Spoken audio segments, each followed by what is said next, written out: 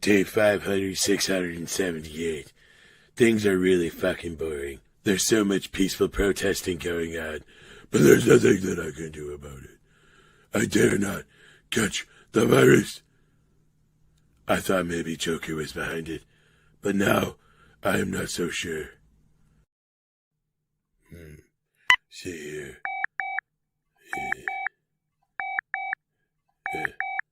Hello, Batsy. Joker! What? Are you sure you're not behind the Panda Express, damn it? The what? The Panda Express, the thing. The reason I can't go outside and fight crime. No, Batsy, I'm not behind the COVID thing. I don't know who is, but it's not me. Well, fuck. You sure it wasn't Penguin? I'm pretty sure. What about Ridley? No. Probably wasn't the Riddler either. All right. Hey, if you're gonna start doing any crime, though, please let me know. Sure. All right. Bye. Bye. Love you. Later. We'll return after these messages. There's a cereal in the neighborhood. New Slimer ghosts, fruit-flavored oats. Ghostbusters with milk and juice and toast. A complete breakfast with the ghosts. Ghostbusters! If you liked Ghostbusters the movie, you'll love the real thing. You can win a trip to the real Ghostbusters headquarters. Bring a friend and meet a real Ghostbuster. Ghostbusters! Look for the record in specially marked boxes of Ghostbusters Cookie Crisp and Diner Sores. There's something strange in the neighborhood. So who you gonna call? Ghostbusters! Each sold separately. Have no fear. Venkman, Stamps, and Spengler are here. So are these ghosts. They've got ectoplasm. We've been goofed. Now what? Stay Puft Marshmallow Man. Let's show this pile of dessert who's boss. Activate Neutrona Blaster. We ain't afraid of no ghosts. Peter Venkman, Ectoplasm, Stay Puft Marshmallow Man, and other figures each sold separately. Ghostbusters, new from Kenner. Ghostbusters! Each sold separately. See any ghosts? Not yet. Pigment, it's back to the bone. Get me out. Looks like you're really into them, Stan. Zap them. Safe. Not so safe. It's Sludge Bucket. What a slide. I've been gooped. Activate Neutrona Blasters. We ain't afraid of no ghosts. Ah! Peter Venkman, Bad to the Bone, and Sludge Bucket with Ectoplasm, each sold separately. Ghostbusters from Kenner. Ninja Turtles, get ready! It's an attack!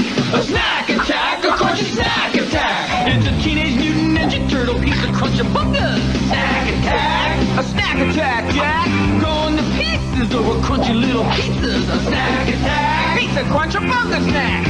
Sounds like a crunchy snack attack, dude! I take on any ninja who takes my crunchy food!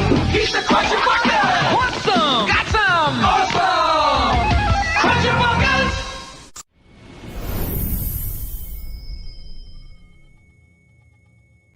Finally. The one night my favorite show's on and I take it off. It's back after being on this long hiatus. Brand new season. Can't wait. Jesus Christ. Hello? Hello, Batsy. What do you want? Huh? Well, just... My favorite show's on now. Leave me alone. Oh. I don't want to talk to you right now. Leave me alone. Fine. It's my night off. Goodbye. That's right. What the fuck? Hello? Hello, Batman. I've got a... No! What? Leave me alone. I've got hostages. God. Jesus Christ. Riddle me this... Fuck off, Riddler. Not tonight. Huh?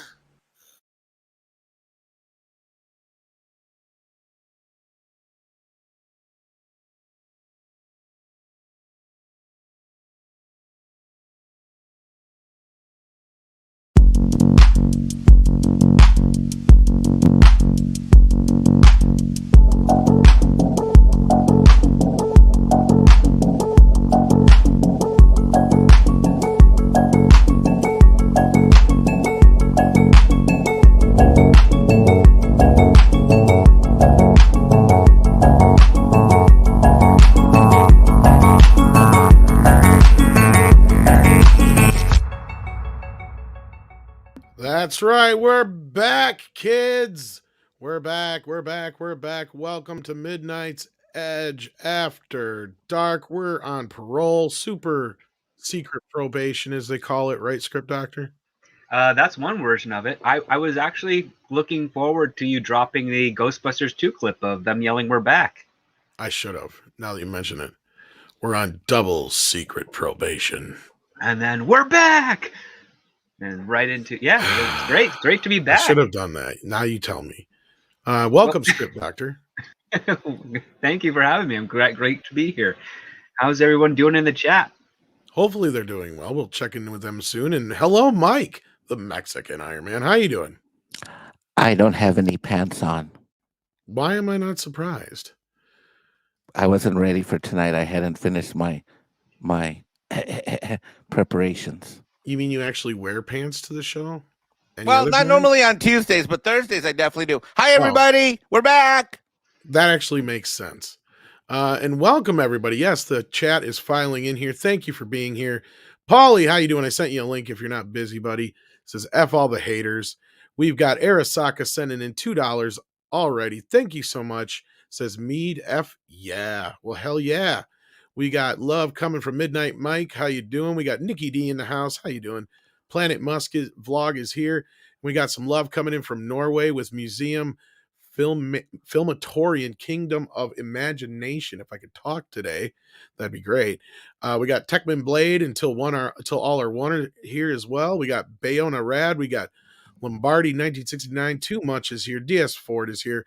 Marks 47's hanging out in the chat. Space Monk's here. I saw Duck Nation here earlier. Troy Pacelli was chilling as well. Thank you so much for being here. Big Daddy MRI as well. Saw you here. Thank you. DJ Ronnie G likes all the turtles. Well, that's good. And Dan Razzavelli says, Bat Tom returns. Yes, indeed. Also saw Planner Aspect, and Till One or All or One is now a member. Thank you for that. Let's get you a, what do we got here? What is it, a minimum or a maximum? It is a maximum effort puppy. So we got to get a maximum effort puppy up here for you. We appreciate that. Woohoo! And that is, let's see here. Let's do the... Welcome. Let's do this one. Where's that? It's been so long, I don't remember all my buttons are. You can actually move them around now. I should actually kind of... Just don't press my buttons, Tom. All right, there we go. This is the maximum effort puppy just for you, Till All Are One. Thank you so much. Go. We appreciate that. Go. God, if Bambino would put that much effort into waking up in the morning, boy, oh boy. And then Steven, who is a Congo level member, thank you, Congo, sent us a member chat. Says, hail, Tom, Mike, Script, fellow wrenches, and chat. Thank you so much for being here, Steven. We may have some other people drop in. We may not. Who knows? Jesse is actually working tonight, so if he's listening in, hope you're doing well, buddy, and we'll have you back here on Tuesday, of course. Other than that, this is just a impromptu. We're out of fucking jail. We're on super double probation stream. We got a little bit to talk about, nothing like major, but yeah, I did watch Rocky IV, the director's cut. Did either of you guys watch that yet or no? No, not yet. I'm still waiting for it to arrive, but I'm looking forward to it. It's already on like Vudu and stuff here. So. Oh no, but I will put that on my list right away. Or will I not? Depends. Do you hate the robot? No. Because if you don't hate the robot, then you're probably just going to be like, yeah, the other version's better. Oh. If you hate that robot with all of your heart, then you will love this version, because that's basically all it's missing is all that stuff. So that you lose like almost the first 30 minutes of the movie. Okay. Right. And then you gain another 30 minutes of stuff that was kind of cut out for a reason, because they kind of go over it already in the other version. So it's like, yeah, it's kind of cool to see. And they kind of set more of this like idea up of Rocky and Apollo talking about, your legacy, and, it's all stuff that's still in the other version, but it's just kind of amped up a little bit here. But then the last like half of the movie is pretty much exactly the same. Like all the montages are even cut the same, all that kind of stuff. So it's kind of a kind of like reminded me of the Godfather Coda thing they did. Oh, really? Oh, okay. Yeah, so it's like kind of pointless, but yeah, it was okay, I guess. Just depends on your taste. Again, the thing that they lose is all the robot stuff and a lot of the humor. So it's a bit more of a straightforward, darker, not darker, but more serious tone. Mm-hmm. Okay. Like one of the few laughs in as the an movie. editor, as an editing guy, I don't think you sound very impressed, though. No, I'm not, because you want to know why? We lose almost all of Paulie. Oh, wait, because what? And there's other scenes that are actually kind of important to where if like you don't really know the movie, I'm curious if anybody sees this as the first version of Rocky IV, if they'll be lost. Because it's almost like one of those movies where you have to have seen the other version to get what's going on, because Sly cuts around all that stuff. And since he cuts the robot completely out of the movie, there's somewhat important scenes between the family and Apollo and stuff like that that are kind of lost. You know what I mean? So it's all because it really just like Paulie completely disappears from like the first 30 minutes of the movie almost. He has like one scene in the first like 30 minutes, and that's just before he gets the robot. And that's about it. They don't even show his birthday party and shit. Wow. And some of the stuff is just cut kind of weird. And Sly's choosing a lot more wider shots than intercutting. Like there's this one bit where it's a bit of an extended conversation between Rocky and Apollo, but I think they have a similar conversation in the other version, or the scene's still there, but it's just cut differently. So, I mean, yeah, there's like a lot of stuff that's just kind of like feels rushed in the first 30 minutes, and then it just feels like the same movie after that. All right. Well, we'll check it out. Oh, we got another member. We do. But I want to thank Deranged Lunatic for this super sticker. I'm willing to bet it's it's a smiley face with a little halo on it today. You surprised us. We have Space Monk, who is now a member. Thank you so very much for that. Let's see what you are here. You Minimum are effort puppy. Minimum. That is Mikey's favorite video. I really got to get these organized now that I can, because they're all over the Wampin place. There you go. And also Vigilante Williamson in the house with a membership now. Thank you so much. He is also a minimum effort puppy, so we'll give you a minimum effort puppy as well. Hail Vigilante Williamson. And since I don't want to just give everybody the same thing, we'll just give you a lazy puppy just because it's cute. Oh, hail Vigilante Williamson. And we also had another member chat here, whatever you want to call it. Big Daddy MRI at the Congo level says, welcome back, Mead. If the haters make sure to do what you want to do. Freedom reigns high to the panel. Well, we got to behave. But in this case, it seems like pretty much nothing we were doing is what got us in trouble. It's just bullshit. It's a long, convoluted story. I'm not going to get into it all. Yeah, so this cut does not have robot sitting on the sled with no, none of the robot. The robot is completely removed from the movie altogether. And shockingly enough, although we're now on, what are we on? We're on parole or probation? What are we on? Parole? Probation? Kind of both, I guess. I guess both, but I mean, obviously it didn't help that I now serve as Chief Diversity and Inclusion Officer for MEAD. Apparently, diversity inclusion does not matter to you two. So, not very happy about that. Because I see everywhere it matters. Yeah, I think Rocky IV is also on Prime. You can get it there. It's like $14.99. It's 4K. If they kept the robot and then kept the new scenes, would it be a superior cut? Yes. It would have been I would have enjoyed it because then it'd been an extended cut.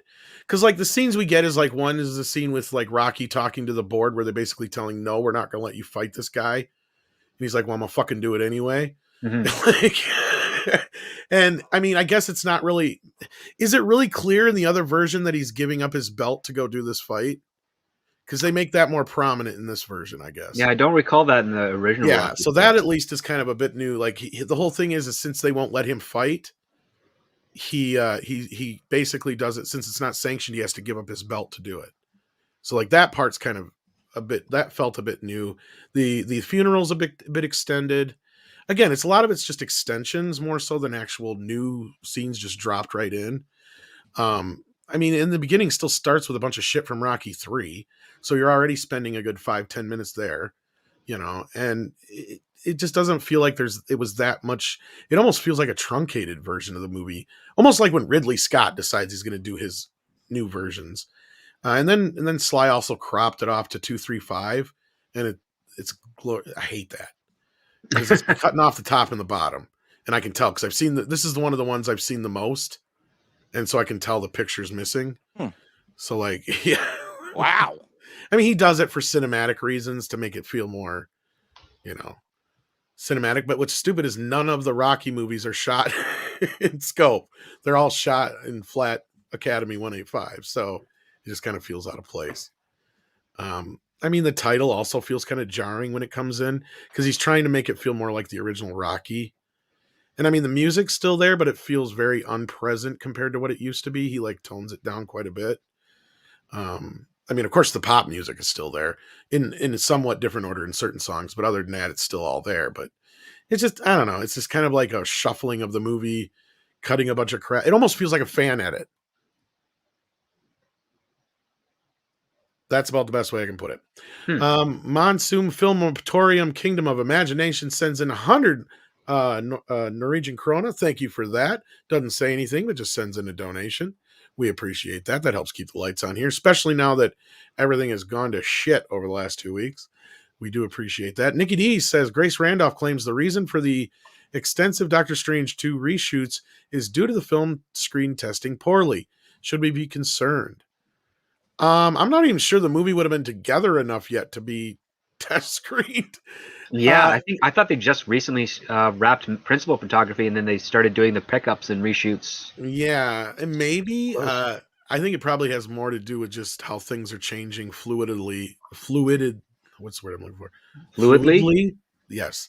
In the Marvel universe, because we even know that part of Doctor Strange had to change because he was supposed to be in WandaVision. I'm not too worried about Doctor Strange because it's got Sam Raimi on it, and I have not heard anything coming out of the production at all. So usually no news is good news. Yeah. I mean, I think Michael Waldron, who did Loki, is writing it. Let me double check that here. While you're checking that, Etienne Falador has sent us a member chat. Thank you so much. Says AEW All Gear is on. Paid $50 for it, and I'm still listening to you guys. French GB, better than the original. Venom 2 beating Eternals in profits. Yes, that's one of the things we're going to discuss today. French Ghostbusters better than the original. I saw that thing. Somebody posted it. I don't know if I get the joke yet, but I'll have to check into that. Oh, and they brought in an actress named Jade Haley Bartlett to help rewrite it. So she's I guess there is some rewrites being done. Yeah, but I don't know why they got an actress rewriting it. She's a good-looking actress. Well, I guess we'll have to see. Yes, and I think 6 is correct. You should dry hump that like button. Yes, indeed. Yikes. Uh-oh. Good thing we both got our pants on. Unless she's telling us to dry hump a camel and something that like button. I don't know. And thumb that like button? Yeah, thumb that like button. Maybe that's what it is. Finger it? She's trying. Oh. She's... What? Never mind. I'm not going to say it. Go ahead. Well, she always tries to do the little icon things. They work. I get what she meant. Yep. I'm just picking on her. No, she's... Yes, don't be fucking camels, kids. Now Steven's worried. Well... I mean, if they're trying to course correct, that's a good sign. So... I mean, again, we don't really know if they are actually course correcting or making it worse. But either way, if they're doing pickups and reshoots, they've been aware of a problem and they're trying to correct it. So that's usually a good sign. Usually, not guaranteed, but usually. I think Marx is referring to the Ghostbusters thing. It might be like the whole Shakespeare's. You never heard Shakespeare until you hear it in Klingon. I think that's the case. I just haven't had a chance to check into the joke. Till all are one. No, I haven't seen Ghostbusters yet. I think we're all seeing it Thursday, except for poor Script, who is unable to because he's in Canada. And they're a little totalitarian here. Has anyone seen it yet? I'm seeing it. Oh yeah, I've talked to a few people who've seen it. Oh, well, I mean, outside the industry. I mean, well, they did show it at that what was it, convention here recently. Well, they dropped it by surprise in July. Thursday at 1:00. Yeah, you get to see it before all of us. So that's kind of cool. Dude, it's so cool. Well, it sounds like, here's the case, kids. Since Andre can't see the movie for a while, instead of a regular meet on Thursday, we're going to be streaming on the main channel. We're going to do a roundtable on Ghostbusters. So see you there probably around 7 or 8 o'clock. I haven't decided yet, but it'll be in that region. I should be able to be home by 7 Central, so that's the hope. So we'll see you then Thursday night on that, and we'll talk Ghostbusters for that. But in the meantime, the Eternals is not doing too well, is it, guys? Have you guys heard about all this? Or Of course. I mean, we expected as much. yeah, but it's doing worse than even expected. What's the estimated drop off? Over 60%? 75. 75% drop? Yep. Whew. Oh, man. In fact, I'm feeling they even that. said And I don't some even have a places- stake in this. Yeah, let me see here. I was going to say, because like, hold on, pulling it up now. oh, go ahead. Yeah, you grab it, Mike, because I'm not surprised at all. This movie's done for. Well, it was like we talked about before. I didn't know anybody that was watching it. I mean, I really didn't. Here, I'll bring it up on the screen here. Let's see here. Share. Come on, Betsy. Yeah, I think Bayona's right. Ghostbusters is going to kill it. Eric says it fell off a cliff. It sure did. Yeah, and if you guys are going to go see it, I'd avoid YouTube, but we're going to be reviewing it that night. You can always check back into our roundtable, of course. But what are we looking at here, Mike? Well, what we have here, ladies and gentlemen, is we have box office data from IMDb Pro, and we see that Friday, November 5th, day one, average per theater, 7,541 with a single day gross, supposedly, of 30,800,000. And a week later, we are at $1,911 per theater. Holy shit. Wow. I bill more than 74% drop. Almost I bill more than 75. that to my Almost clients. 75%, yep. Good God. That is a massive drop in a week. Uh-oh. Whoopsie daisy.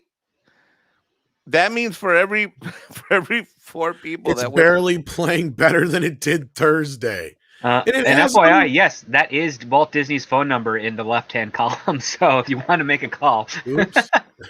That's okay. The benefits of having IMDb Pro. Yes, indeed.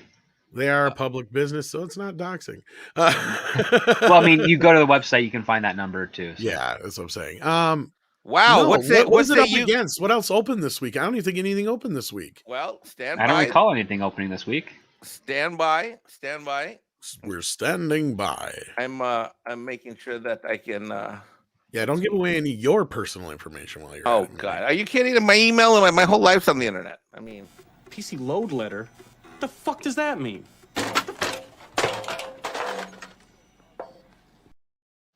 I mean, what's someone gonna do there? I mean, show up feel at the like rabbit. that's me. Show up at the rabbit chicken farm. I look at everything on a computer. I'm like, what the fuck does that mean? Okay, here we go. Let's see. Now playing opening this week. Here we go. Share. All right, what do we got? I like this name, Heavy Metal Lion. That's Nice. awesome. Earning my keep at Mead. All right. Right. Well, let's nothing. AKA nothing opened. Nothing opened. All of this is next week. Oh, yeah, that's next week. And the rest look like independent and Fathom events. Now playing. How's Dune doing right now? Let's go take a look. Antlers open? Oh, Antlers open this week? I know people have been talking a little bit about that. Let me let you know. Yeah, let's do one thing at a time, right?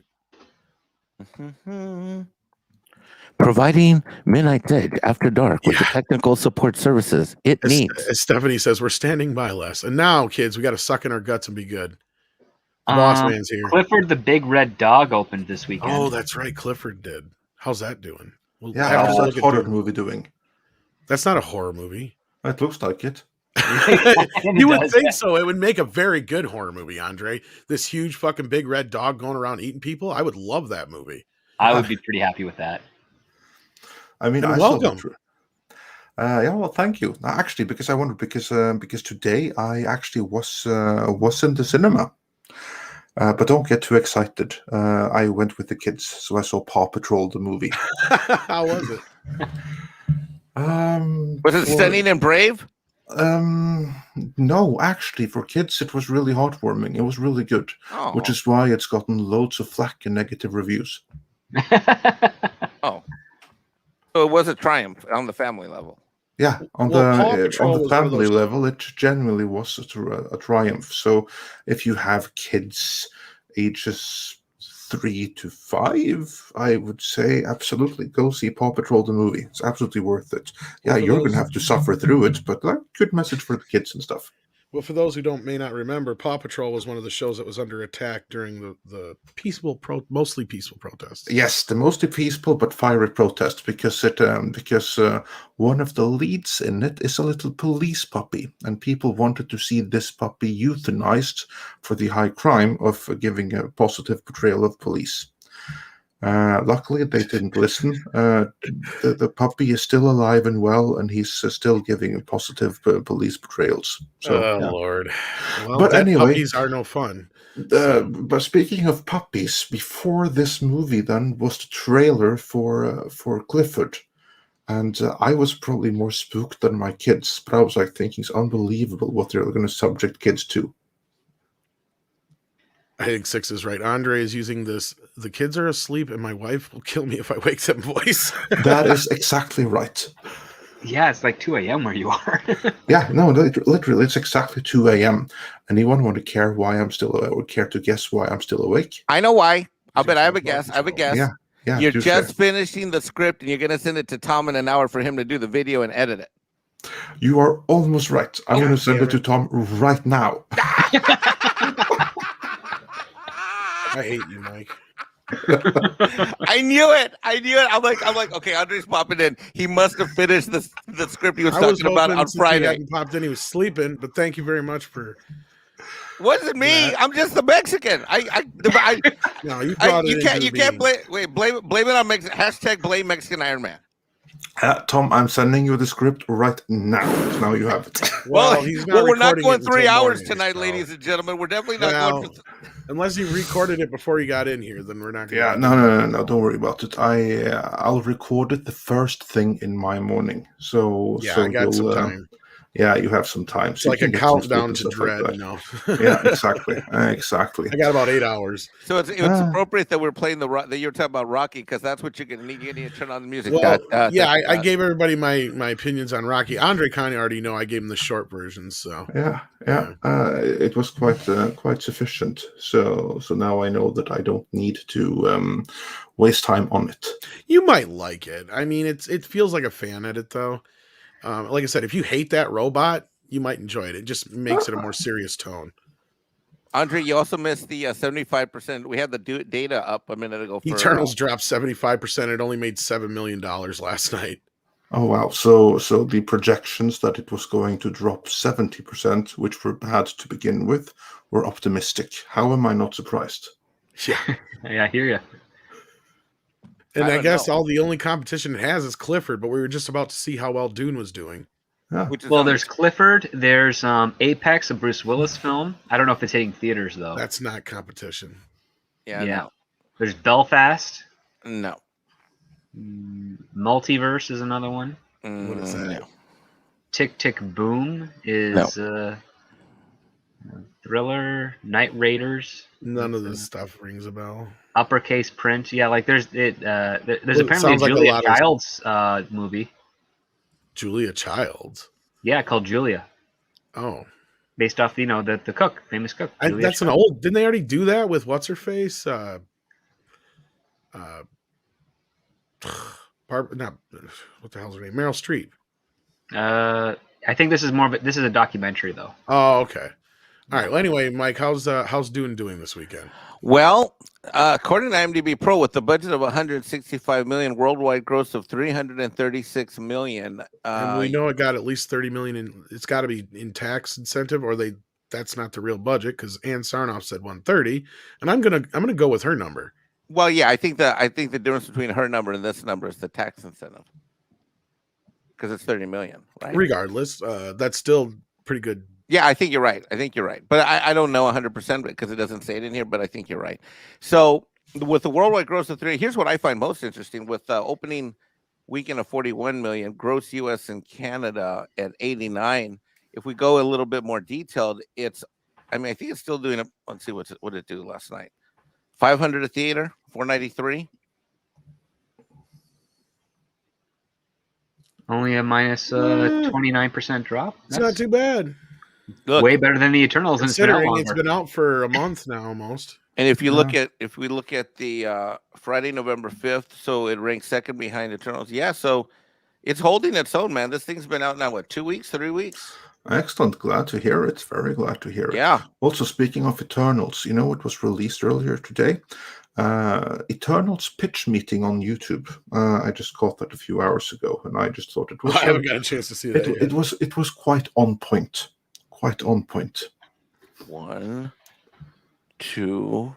Also, there's like rumors that they may rush Eternals out for a Christmas. Yeah, man. Look, release. this is the third week, and it's still doing $500 a screen or $500 a theater. I mean, that means cool. That's how long? How long do you think it'll be before Dune outgrosses Eternals in weekend box office? Wow, I don't think Eternals will ever hit that 336. No, what I mean is like, never mind the total gross. I'm just talking about like a per screen average. How long until Dune's per screen average exceeds Eternals? Because I think we're going to get there in the next 2 weeks or so. I would imagine that more people are returning to see Dune than Eternals. Here's the thing: you have Ghostbusters coming up next week. And then up until Spider-Man, what's the next? Ghostbusters and Spider-Man are both going to take more audiences away from Eternals than they are Dune. I'm trying to think of what else is coming out, because I was just going to say, as soon as Dune drops off of HBO Max here in about a week and a half, maybe the box office will stay pretty steady, because you won't be able to see it on HBO Max anymore, and people will still continue to go see it in the theaters during the holiday, is what I'm wondering.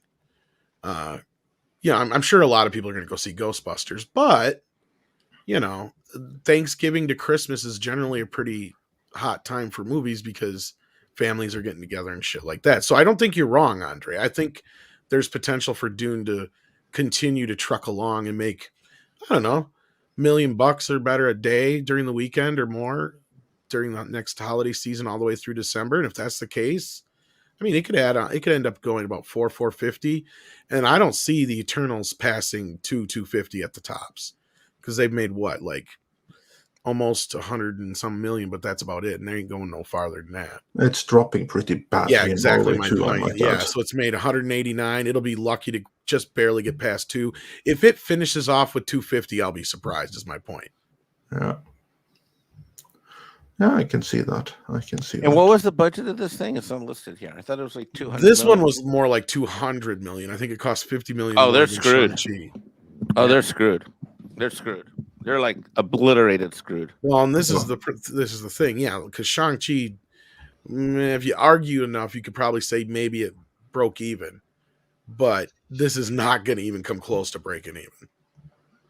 Oh no, this is a complete underperformer, even in.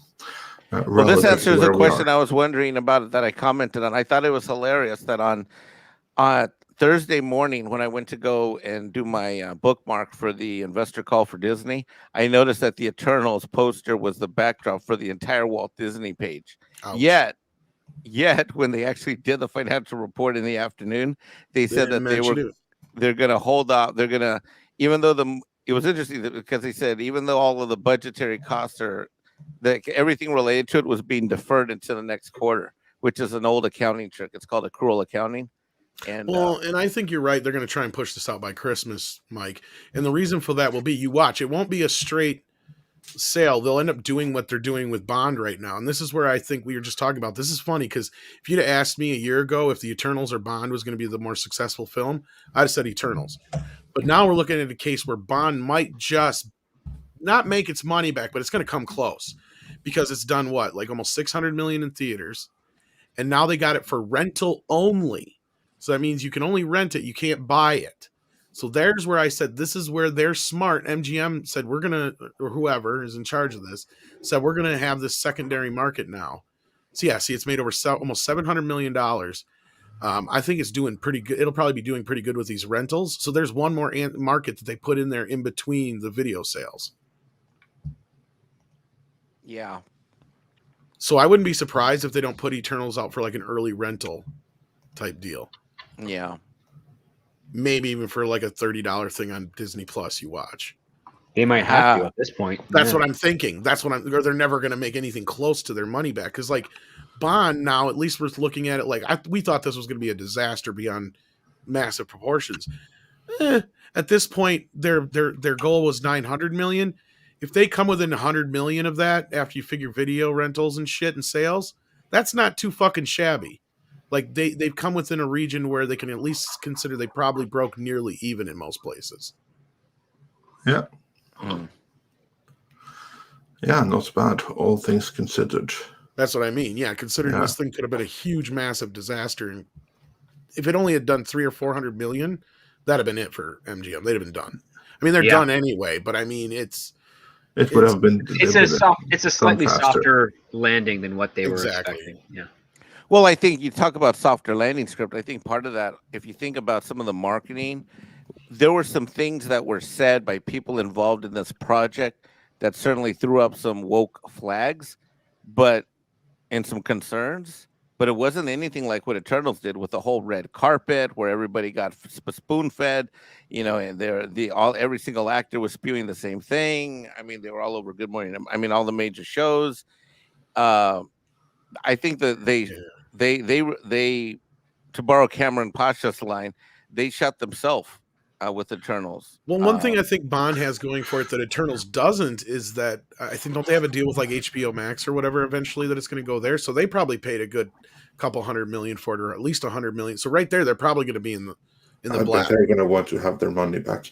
But gentlemen, be that as it may, like since it's more than 2 a.m. and I was only up this late so that Tom could have the joy of another script. Oh Lord! I thought you just come in to congratulate us for being on parole and double secret probation, but never mind. Yeah, well, congrats on that too. Congrats on that. Here's Andre. Congrats on that. Now check your email. Yeah, I already checked it. So yeah, well, and I'll have the script for you first thing. No, sorry, not script, but the audio for you first thing in my morning. I figured as much. All right, take care, Andre, and thank you for hopping in. Have a great night, sir. Take care. Bye. So all things considered, Eternals is not looking too good. Bond, though, on the other hand, is looking all right. But this is a nuclear disaster. Like this is a huge disaster. You know what's going to piss off people is I'm sure related to this, there's certain deals and stuff in place, related to performance, and so I'm sure there's a lot of people attached to this that are going to be unhappy financial campers. Oh, exactly. Like, well, this is where Chapek makes his checkmate move, right? And he kind of did with that headline, right? Oh, with the words not committed to exclusively with theaters is pretty much essentially what he was putting on. Yeah. So that means going forward, he'll have more control over that, I think. I mean, it's a smart move. I've been saying this for a while now. Like, streaming is eventually going to have to go to an ad-supported model to make up for additional costs, which means that because right now in order for them to produce content and get it out in a timely manner to retain subscriber count and also growth, they have to at least triple their output, what they're doing, minimum. And they just don't have the infrastructure for it at this point. No streaming service outside of Netflix really does. So the only way to sort of circumvent that is to have a cheaper subscription that's supported by ads to bring in that revenue. And if you end up getting a really hit show that draws a lot of eyeballs, you can charge more for that ads placement and make up for any other lack of content or shows that just aren't doing so well, as what we had with the network model for like 70 years. Yeah. Bayona Rad asks, so Kevin Feige is in trouble? Well, I think he's skated by. His heart skipped a beat, I'm sure. Yeah, because he said it. He said it publicly. He underestimated Chapek. And this is something we've been covering heavily in the last couple months. And I think basically this is where a lot of things are being pushed back, rewritten, reworked. This is what we were saying, and we're seeing it in action here. Cameron and script and Andre were right, and you know, like I said, we've been discussing this. We're seeing it in action that he's pushing all these things back for probably various reasons. Most of all, being rewrites. Second of all, being probably a financial move, because if you put a lot of things on, if you stop production, then you're not spending out all that money, and that'll help them probably here at the end of this quarter. And after their stock dropped like that, and this movie is not going to help their stock after this weekend, right, Mike? Oh, good God, no! Good God, no! I mean, they were already having trouble. Here, let me get rid of that screen. Let's take a look at where they're at now. I think they closed another 2% down when I looked on Friday yesterday. Not good. And after this weekend, it's going to go down a little bit more. Now it might not plummet, but it's not going to do well because this weekend is not looking good. If Clifford beats out the Eternals, won't that be like the first time a Marvel movie hasn't held on for a second weekend at least? That I'm not sure about that. Maybe not. Since I don't know. Hulk, Well, perhaps, I mean, probably like since the something like Avengers that. came out, maybe. Yeah. Well, yeah, I would say at least since the Avengers came out. You're right. Maybe one of the Ant-Man movies or something like that didn't hang on for a second weekend, but I got to imagine most of them, from my recollection, hang on for a good month almost. It seems like. At least in the top 3, that's for sure. But yeah, with Disney, I think it's at $159.63 US per share. Yep. So not too bad. I mean, if it gets below like $90, I might buy some stock. Well, I mean, here's what happened last Thursday. That's the time to buy. Here's what happened last Thursday. This is an advance. This is here right before the conference call, 3:30 p.m. This is the day before, and then we go to that morning. They already knew what was happening. So well, Clifford's barely in second place right now. It did 5.6 last night, and this is funny because my old local theater that they already dumped Eternals for Clifford. No, come on. Are you kidding me? That means that they were not confident in Clifford or in Eternal's second weekend. Like there are kids that want to see a colorful red giant dog than a bland 10 characters they haven't heard of before. Wow. Yeah, this stock is struggling to maintain itself. It'll be interesting to watch what happens next. I wonder how Clifford's doing, because that's the thing. Family movies usually do better on Saturdays, don't they? Don't they, Script? Typically, yeah. I mean, especially from your matinees all the way to your evenings, they kind of don't decline after the 8 p.m. hour. I was going to say, so the kids are in bed. Let's put it this way. Okay, Eternals did 7 point whatever million its first last night. Yeah. And if Clifford did 5.6, if Eternals doesn't really see much of a change for Saturday night and Clifford does, Clifford could overtake it for the fucking weekend. That would be something. That would be real something. And this movie was a movie that's been in the development hell for how many fucking years? I can't believe this movie finally came out. They are at average per theater. They are right behind Eternals. And didn't they do another one like 20 years ago? Is this like the second time they've done a Clifford movie? This is the second live action Clifford I think they've done. But like this one I know has been in development hell for at least 5 or 6 years or more. Yeah. Because I couldn't believe it when it finally came out. I'm like, oh shit, that's coming. Here's the good news. By releasing Clifford, Hollywood has not canceling all gingers. And that's here's the other fact too. So Clifford is Clifford is approximately half the time of the Eternals, so it can get more showings within the same block than the Eternals can. So it's got that advantage as well. Wait, did the budget say it was only $10 million? Oh, that's the gross. Never mind. That's the gross. Yeah. No budget unlisted at the moment. Yeah. Okay, because I'd say this budget's probably $80 million. Could be about that. I don't know. Per theater, they're doing all right. $1,100 on a Friday night, but today, Monday. Once we see what happens Saturday, then we'll know where this thing is. God, what did it say they did on Friday? Because I had 5.6 million. 4.2. Okay, so the one I had was 5.6. So I don't know. This one's probably a little more accurate. That's still not bad for a little movie like that. And how many theaters is that in compared? That's only in 3,000 some theaters, and 3,700. Yeah, what's Eternals versus what? Eternals? That'd be like 4,300, right? I'm betting you're right.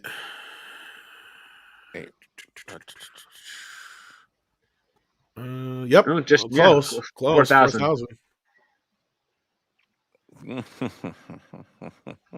Oh, is it? I guess Clifford is even on Paramount Plus. I didn't know it was. That's what I was curious about. Is I didn't think it was getting a simultaneous release. So the Friday night, the Eternals average was here's a funny thing for somebody: $1,911 per theater, right?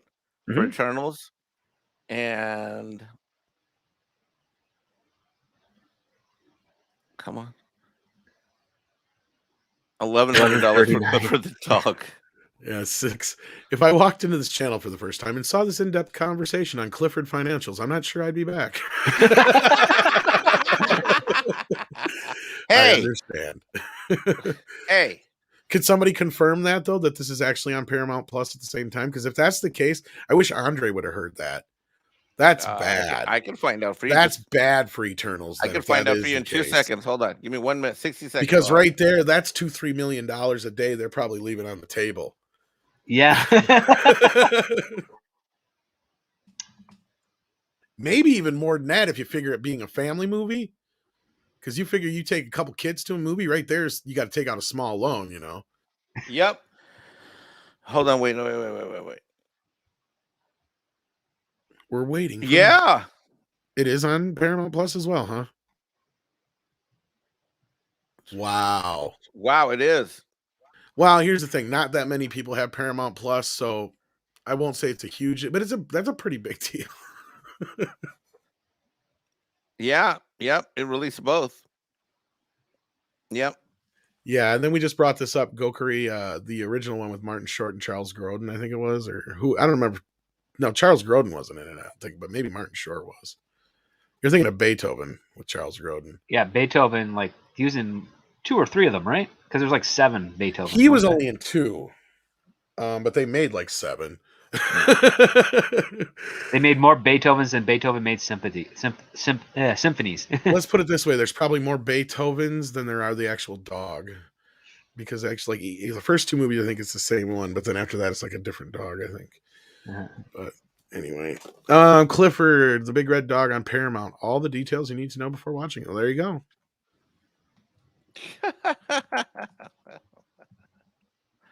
I will say they did a decent job with the model for the dog.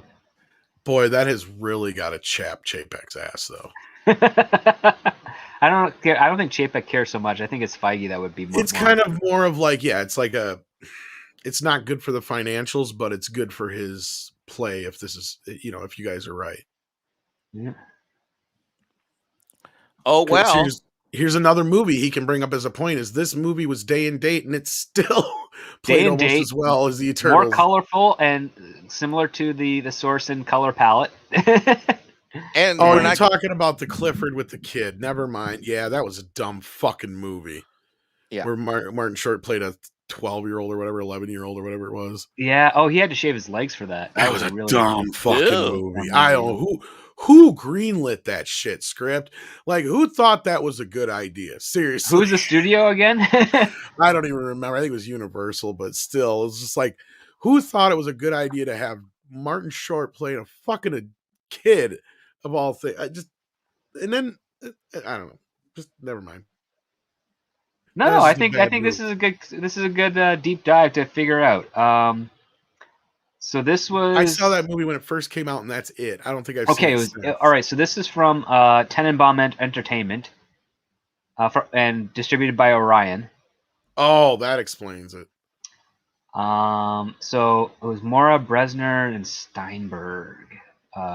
So in other words, this was a money laundering shelter in some ways. Probably, yeah, tax shelter of some kind. Tax shelter of some type for Orion. Because I now remember when it came out, this had to be near the end of Orion. It'd be 94, so yeah. Oh yeah, this is probably one of the ones that was released after the death. Then it's probably just a. Oh shit! So I'm trying to remember, because didn't they go bankrupt in '93? I thought with RoboCop 3. I thought it was. Yeah, RoboCop 3, I think, was the last kind of their attempt at a legit official film. one. Yeah. Yeah. Because then they sold out to MGM, and you're right. Now that I think about it, MGM released Clifford actually. They probably got their video. They probably got the home video release for it, but yeah, this is Orion took the stuff. This made $7.4 million out for all of the box. That was one of the reasons they died. Yes. Just money laundering. The good old days. It's still happening. It's just not with U.S. dollars. How you doing, Snowdub? Yeah, that movie. I remember that. That was that bad era because like we went from, and this is where I say like that's why I say about 94 is the cutoff, right? Because past that point is when we get into some real shit. There's some good stuff in there, but there's some real shit. Well, the aggregate for how good to bad grows larger and larger. Exactly. Like, I mean, and then you got just some great stars making bad fucking decisions, and like that was just that era of straight to video type shit, and you know, which lasted almost 20 years, almost. Hell yeah! And then you got stuff like Theodore Rex in that era. You know, Whoopi Goldberg. You know? Ew. I never liked her. I didn't like her in Star Trek Generations. I've never did like you that. You never liked Whoopi Goldberg? Fuck no. God, she was annoying with me. Dave fucking won that Nun movie. What was I can understand that. Sister Act. Sister Habit. I mean, I've liked her as an actress. I like most of her movies, but I mean, I guess God. I never thought she was funny as a comedian. Nope. No, I enjoyed her in Jumping Jack Flash. I still remember that film. Not me. I especially liked her in Ghost. I mean, I didn't like her in Ghost either. Oscar. Well, that's your opinion, Mike. I get it. But Whoopi Goldberg, talk about box office cancer. At one time, she wasn't. That's the thing. She wasn't. And then now her politics and bullshit getting involved. But yeah, now she looks. Yeah, because she split herself. Like, yeah. You take a look at some of her documentaries that she did like years ago, and it's a completely different person you see today on like The View or whatever show she's doing. She drank the fucking Kool-Aid is what happened. Probably. Like, yeah, she used to be a bit more of the, you know, I'm surprised, right? Like, cause she was kind of like de facto, like Chris Rock Chappelle before Chris Rock Chappelle, right? Like she would go out there and be brass, and it was even more crass because she was a woman, right? Like, well, the other part too is like she didn't find it, like she knew of like, you know, the bigotry of old Hollywood, but she didn't find this stuff offensive. She felt it educational, and she was very much trying to preserve it. Thank you. Oh God, I love that. Yeah, how people in the industry grew. And that one specifically on the Looney Tunes box set where she comes, like it's set at the beginning where it plays automatically, where she says like, yeah, there are shorts on this that you would consider by today's standards racist and this, that, and the other. But she makes the great point that by erasing them or editing them in any way, it denies that racism ever existed. And she insists that they be presented in their original form. And I applauded her for that at that time. Yeah. Well, she has a whole section of her house dedicated to the materials of that. I'm not going to repeat what she calls it. It is like a memorabilia for that type of stuff. Yeah, it's fascinating to have, and I would assume it's along the lines of something like a minstrel room or something like that. But a little bit, yeah, some Al Jolson stuff. So it's a period piece. Ba-boom, bam. Dude. Definitely a relic of the past. That's for sure.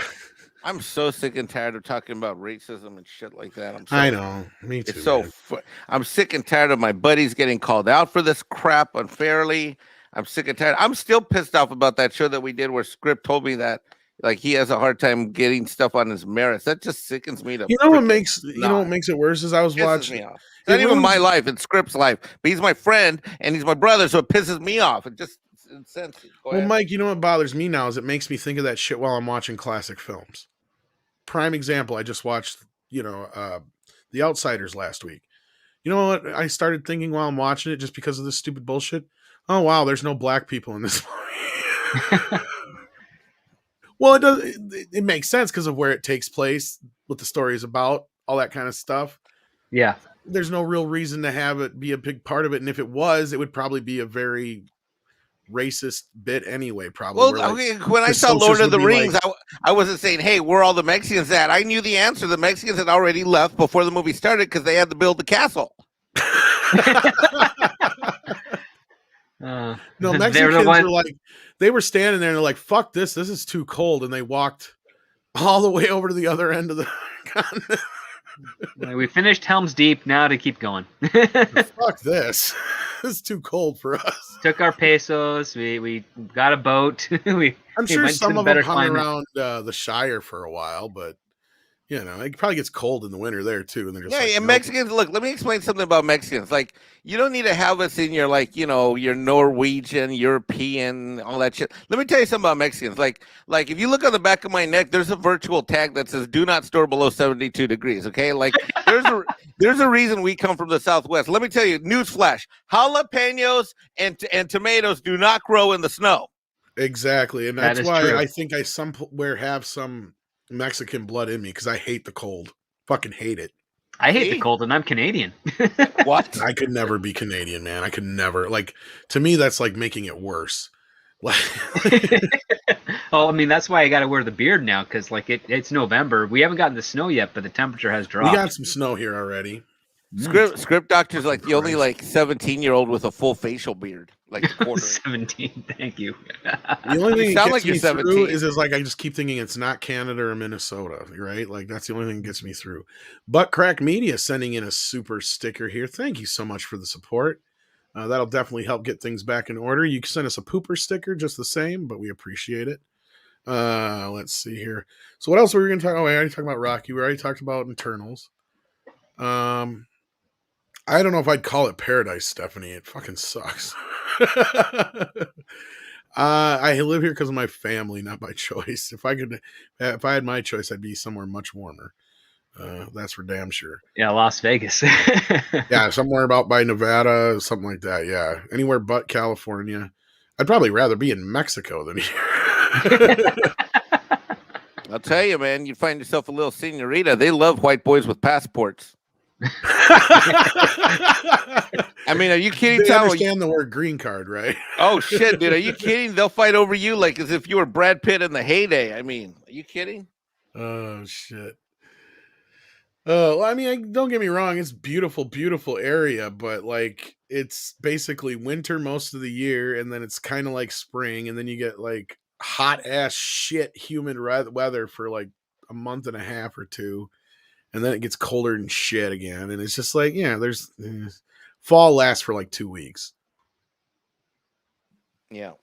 Neil, I would never go to Florida. It's too motherfucking humid. Yep, I lived there for many years. I hate humidity. That's one of the reasons why I hate Wisconsin, because like that's the thing, is the only time we do get warmth, it's humid as piss, and it sucks. So I'm gonna get like you feel it in the moisture in the air. That's yes, like you're swimming. Right. And if Mexican Iron Man is gonna get all like hot and humid and like sticky, he better not be alone, if you know what I mean. Well, this is what I don't understand, Mike, is how many Mexicans do live here. Like, I'm very surprised. In like, Wisconsin? In Wisconsin, yes. Well, how many restaurants do you have? A lot. Well, then there you go. Come on, white people, do the math. Let's go.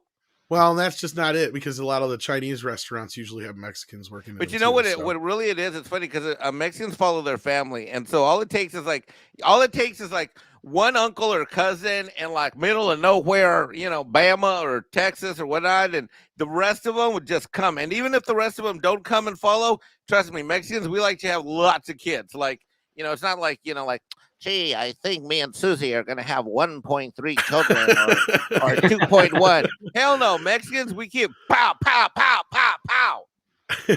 Oh my goodness, D. Wow. Sent us a super effective thumbs up controller, $50 I've never even Australian seen super that chat. sticker. What is Me that? neither. My goodness. Thank Holy you so shit. much, D. Damn it. Coming I feel in like from Australia. I feel like I should go on screen and do a pole dance or something. Well, what's weird is I think I recognize that icon, but I don't recognize the name. Obviously, it's just a letter. Thank you, D. Yeah, so thank you, D. I kind of think I might know who you are, but if not, regardless, thank you so much for that. That is very generous, and they'll definitely help get things somewhat Is back that in order. Australian? Is that what Yes, they it eat? was. Wow. They're living under some tough conditions. Exactly. Like yeah, I feel for them. Yeah, wow. So I'm sure that wasn't the easiest thing to do. So I appreciate that, man. And that helps us keep going here because, yeah, after we were down a week last month, remember? Yeah. And that killed the channel. It took us, we were just barely getting back up to normal when this happened. Right? And oh, geez, Big Daddy MRI, thank you so much. Wait, he's a wrench. He is, and he sent us a Shiba Inu dog in like a I haven't little seen that outfit sticker either. Thank you, Big with Daddy MRI. Thank you, D. fireworks, and it's flashing. I wish they could show those on the stream airs. They really should update that somehow. Oh my god, that's so freaking cool. I'm staring at it on the screen. Yeah, you guys are awesome. Thank you so much. Wow. Oh my god, that's giving me an idea, Big Daddy MRI and D. What if I go outside at night, because we have stars like that here on the island that I live on, and then I light some fireworks because they're legal to buy here on the state line in Georgia, and then I throw Bambino up in the air. Oh, that'd be cool. That would be You kind gotta of cool. catch Just him, don't though, drop later. him. Yeah. Oh yeah, I'd have to catch him, huh? I mean, he's tough. We know he can kill, copperheads. Do you have like an inflatable pool, like sofa or raft or something of that nature that you can land on in case We're you gonna miss? work on that. We're gonna work on that. We'll work on that. Thank you guys. Thanks, Big Daddy. Yeah, MRI. I'm very Thanks, D. humbled by all the support, you guys. Thank you Well, so you know, much. one of the things I want to say to the chat stream, there's what, 100, 200 people here? I don't know what there's here. There's 290. 290. Everybody that's listening, one of the things that I want to say, I mentioned this to Tom off air on another show, but one of the things I love about this group of folks is you guys show up and we really appreciate it. And whenever we've gone down, you guys have come back strong and powerful. And we do everything we can to entertain you guys and things. And we want to be that. We want to. It's Midnight Edge After Dark. The vision is what Tom came up with. That we're that bar, for pop culture and stuff. And we can't do this. This is a fun stream. It's a fun panel. These are my brothers, and Tom does a great job.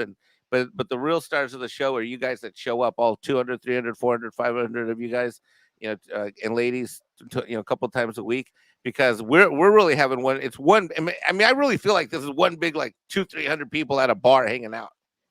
It's great. Well, that was kind of the whole idea of this when Andre brought me on, is he wanted Midnight's Edge After Dark to be that. Oh, well, you did a good job. Yeah, to be like a cozy Norwegian bar where you just hang out with your friends and, whether you drink or you smoke or don't do anything at all, whatever, you just chill and kick back. And, yeah, we have topics, but we're not as rigid as, the main channel, obviously, when we do stuff there. But yeah, I mean, initially, Andre never planned on streaming on the main channel. That was never in the cards, really. He didn't want to. The only time he had ever wanted to do anything streaming wise on the main channel is if it was like a live roundtable, or because even then he didn't plan on doing live roundtables. That just kind of came along. Otherwise, he never wanted to do live stuff. Maybe like a quick announcement thing if something, emergency wise happened. But no, MEAD was originally supposed to be the live channel where we just kick back and just talk shit. But circumstances changed between YouTube and people's lives, and we just happen to have the morning show now, and Midnight's Edge After Dark is, it is what it is. And yep, wake up with Midnight's Edge and go to bed with Midnight's Edge. Yeah, we try. I mean, we can't do or if you're Tom, you wake up with Midnight's Edge in the morning, you try to go to bed after Midnight's Edge After Dark, but then Andre sends you a script. The worst part, Mike, is when I sit there and dream that I'm editing and then wake up and realize I've got a bunch more to do. Oh, that's weird. I hate those because I don't dream very often. So then when I have those it's like a cheat, right? It's like you're dreaming about work. I do that. There's many times in tax season, I'll like wake up and I solved a tax problem that I couldn't figure out the night before, and I did it in while I was asleep. And I wake up, I'm like, oh shit, that's what I need to do. Yeah, well, and that's the thing. It sucks because it's not so much like I don't hate my job, but it's just like you almost don't feel like you got any sleep then, right? Like your brain was so active that whole time. And so just like, it just burns my brain out. Like, I'm just like, ugh. Krusty Moko, thank you so much for the Shiba dog clapping and saying bravo. We appreciate all the support you guys are giving us tonight. Thank you so much. And this month was supposed to be my thank you on MEAD Radio, giving thanks all month. And instead, just happened to turn out this way. I was in YouTube jail for 2 weeks. We're on parole or double secret probation, both actually, however you want to look at it. But, it is what it is. So we may not be here tomorrow, so we might as well live like this. Today's our last day. And Naked Fame sent in a member chat. Thank you so much for that. Says, look at all these wonderful people. I love the chat, love the panel. I love me. Toxic Femme is my fave, but don't tell them. That's all right. I appreciate that. I just love seeing all the familiar faces. I've seen a couple new ones in here, or people with new clothes on, or whatever you want to call it, with new handles, whatever it be. I'm just so happy to see the regulars here, and you guys didn't miss it, and you got the alert and stuff. That's what matters. I was figuring with all the competition and just being gone for 2 weeks, nobody'd remember us. So Yes, this is a maximum effort puppy chat. So why don't I give the chat a maximum effort puppy? We're gonna give Journey the dog. Somebody give that dog a beer. Oh my God! Can you imagine if I did that to Bambino out here off the shore of the island? He like give him a fly beer, off. let him drive a fucking. He would be able to hold on to it. Hey, our buddy Parrothead's in the chat. I'll be right back. I got to go get something I want to show on screen. I'll be back in 2 minutes. No problem. Oh, I love the super chat. While you're doing that, Floral from Under a Rock says, Tom, I love you from the bottom of my heart and looking forward. Nope, that's not it. Okay, well, I was gonna say, if that's what you're talking about, I believe, yes, I think I'm corresponding with you, Floral, on email, if I'm not mistaken. We're gonna be doing something soon. Dobbin says with $2, thank you so much. You're trying to make sure Tom has time to rest. All right. What were you laughing at? Well, I just laughing at the fact that he said, Tom, I love you from the heart of my bottom, which is... Oh, I read it wrong, didn't I? Yeah. I love you from the heart of my bottom. I missed that. That's Script good. Caught it, though. See, that's why he's a script doctor. My brain fixed it because I'm so used to the idea of, like, people put these in sometimes, and I get it. I screw up myself when I'm sending a super chat. So it's I try also to like the auto type too, and all this stuff. Yeah. It's like my brain has an algorithm that tries to correct what people are sending me because I don't want to read it wrong, make them sound like they, messed up or anything. But anyhow, thank you for that. That was kind of funny. From the heart of my bottom. That sounds like something Mike would say. Speaking of Mikes, we got Mike Joseph in the chat. How you doing? Quick. Not on this channel anymore, Mike. We're going to do those on Mead Radio from now on, or on Polly's channel, or wherever they end up landing. But yeah, we had some fun last night. That was kind of fun. Hopefully we'll do another one again soon. So that'll be hopefully. Come on, Mike. Where the fuck you at? He's supposed to be showing us something. What's he doing? Changing his clothes? Oh, I suppose he's got to put pants on now. Yeah, but if he has to go outside he has to put on pants. All that, or just because he's coming on camera. Who knows with him?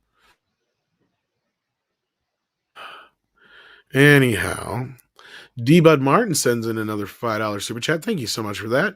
Says, so happy to see you back up, Tom. I don't have PayPal, so consider this donation to Mead Radio as well. Well, I'll do that. Love last night's karaoke. Glad to hear that. And oh my goodness, Mr. Buttcrack Media says, here's some more support to help out. I appreciate that, Buttcrack Media. It looks like you need some support for your pants, though. Belt or suspenders. Suspenders. Yeah. But you know what? That's a great name. Yeah.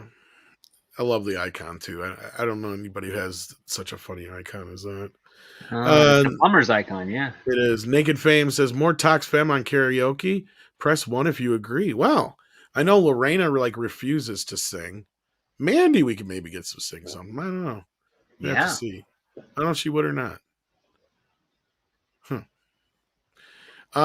Jurassic Fantastic. We talked about this a little earlier. It sounds like, I don't know about significant. Did it say significant in one of the reports, or was it?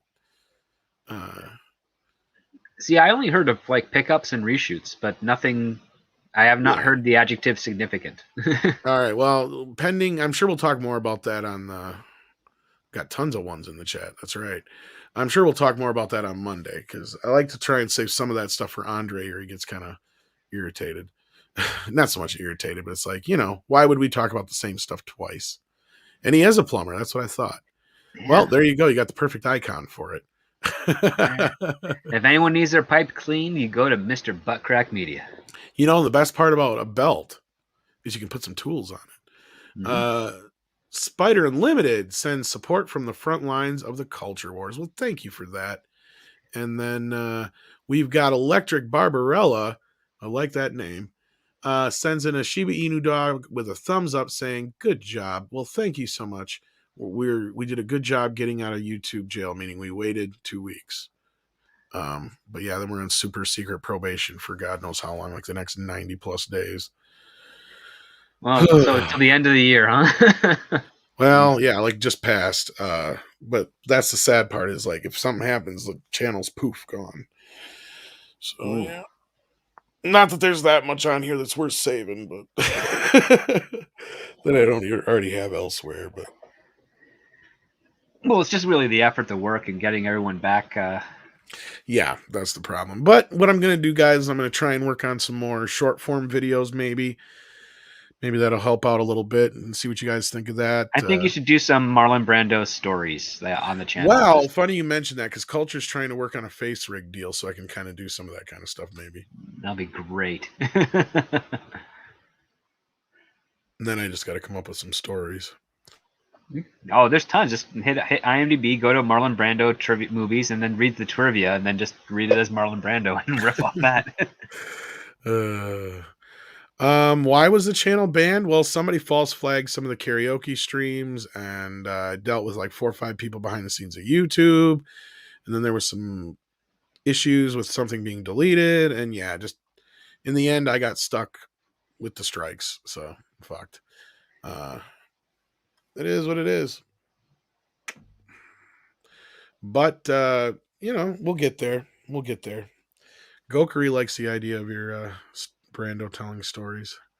Oh yeah. I mean, it's a good gimmick. I could read The Cat in the Hat. I like that book. It's got lots of pictures. And I laugh just thinking of the absurdity of a cat with a hat. And a giant hat. At that. Yeah. See, I could rhyme like Dr. Seuss. Does that make me an honorary doctor? Sure. I'm going to have to ask you to take off your pants. What? It's okay, I'm a doctor.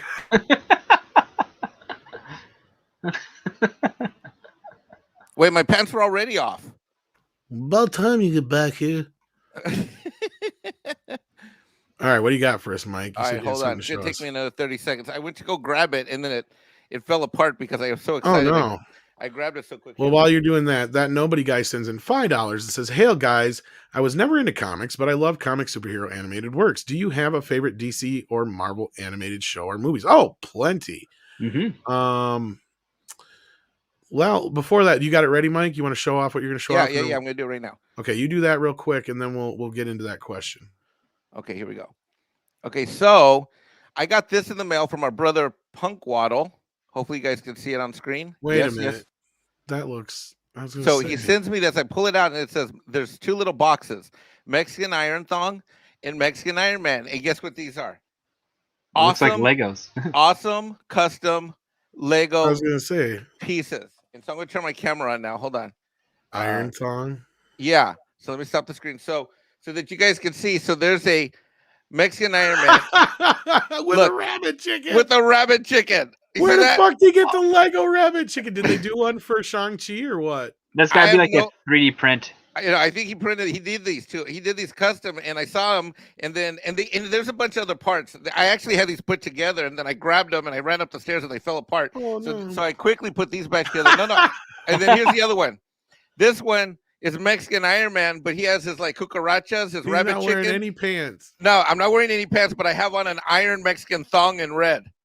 A Mexican iron thong. That is awesome. See that? Well, that's for when you go partying. You got to protect the dong, but yeah. Are these not amazing or what? So no, everybody give a shout out to Parrot Head. Parrot Head, okay. You're in the chat. Parrot Head, say what's up, Parrot Head. Where are you? Where are you, Parrot Head? Hopefully he's still here. He was here. Oh, he's here. I saw him. He's here. Parrot Head is for that, Parrot Head. That is awesome. So Parrot Head. So what I'm doing with Parrot Head is that these are downstairs. I took pictures of them and I'm making a video. I'm going to release the video tomorrow. That is super cool. So check out Mike's internet channel, YouTube channel. Jesus, I sound like an old dude today. Yeah, Parrot Head's amazing. He's hilarious. He's funny. Awesome. He's absolutely one of the funniest guys on the internet. And Parrot Head's hilarious, and he's absolutely creative. And I thank him. And why I love is you, your face blue though? Well, there's different heads. There's different faces. Okay. And one of them even has a helmet. I don't have the helmet on, nice. But he even sent me a little Mexican Iron Man helmet, like the one I wear usually when I go on screen. So I have that too. Parrot Head just freaking rocked it. How long before those Legos are? Whoop! I accidentally hit the wrong button. How long before those Legos are considered racist? Oh, come on! Well, I'm saying serious. They'll be like, we cannot be appropriating Mexican culture anymore, so we have discontinued. I'm Mexican. all- How do I appropriate my own? Well, culture? not you, but Lego. Like they'll Lego just drop themselves them. shouldn't do anything because all their characters are yellow, and I mean, they're not going to be offending only You know one. what? Let me tell you this. Well- Parrot Head honors me. First of all, I'm so tickled pink. I'm so appreciative of Parrot Head, and most importantly, is I'm honored. And let me tell you this much: I send pictures to my family, and they freaking love these. They're like, "Oh my god, do you have a Lego set?" I'm like, "No, I'm not asking for a whole Lego set. These are mine, and that's it. Mine." But oh shit, they're awesome. So thank you very much. And That is yeah, so cool, I'm going to Parrot Head. release a video tomorrow of all this stuff. I got a short one, and then I'm going to be putting them all together. So. That nobody guy says he wants to know what our favorite animated shows or DC or Marvel animated shows are. All right, script. I'm sure you have at least one or two in mind right off the bat. Well, yeah, I absolutely adore Batman the Animated Series. On the film side of things for animated, I liked the Dark Knight Returns adaptation. I thought that was pretty solid. I really liked All-Star Superman and Superman Doomsday are some of my tops of that one. There's not really much on the Marvel side of things animation-wise, aside from Avengers: Earth's Mightiest Heroes. Yeah, there's the not a first two ton. seasons of the Iron Man cartoon. Not great, but just fun. And the Spectacular Spider-Man, I think, is probably one of the best adaptations of that character. Since you took a lot of the good ones, I'm going to say Spider-Man and his amazing friends. Oh yeah, with Iceman and something Fire. I enjoyed that quite a bit growing up, and of course, Super Friends.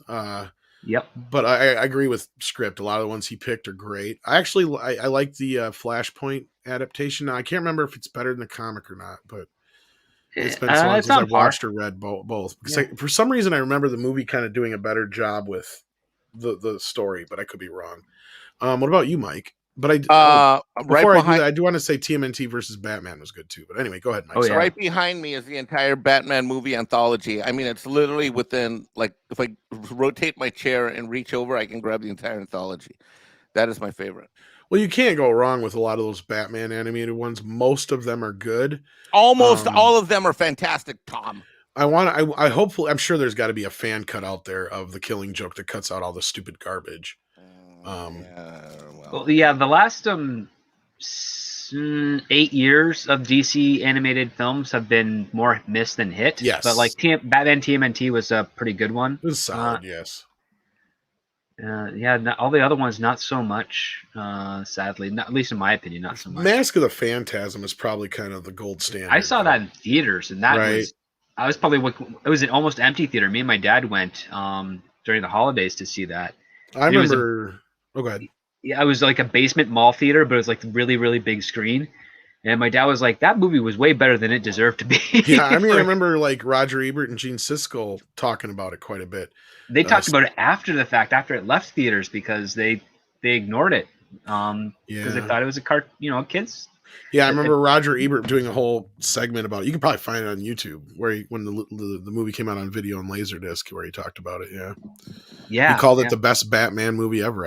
I think it was what he said. And he's not wrong. It is like a lot of writers had to work on that, and they had to rewrite and reanimate some parts during production because they thought it was just going to be like a 3-parter for the series.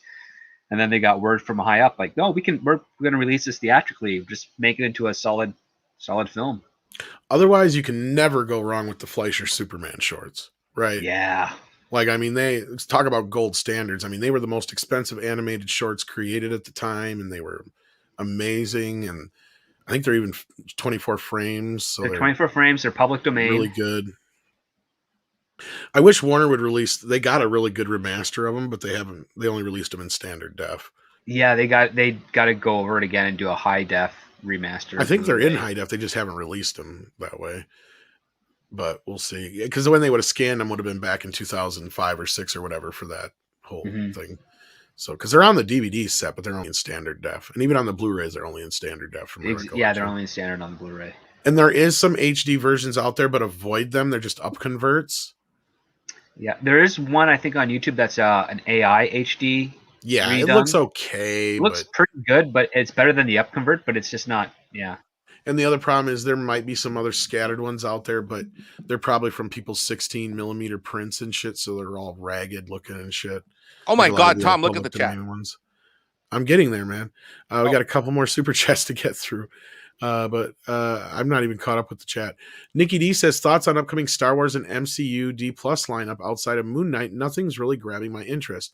I will say, and I see that now. We'll get to that right away as soon as we can here. But I will say this. I'm slightly more interested in She-Hulk now that I know more about things going on behind the scenes. But outside of that, yeah, nothing is really capturing my interest. Maybe the X-Men 97, but I'm like... Two of the cast members passed away last year. Yeah, so I don't know. So, like, you're not going to get that classic Magneto voice, and you're not going to get Cyclops. They have to recast those guys. I don't think any of the original writers are coming back for it. So you're going to get... I thought that it said a lot of the same people behind the production were coming back, though. Most of them have passed away or moved on to other projects. I mean, I know a couple of the voice actors are... they still do some here and there, but most of them have stuck to, like, teaching. And, like, they're just...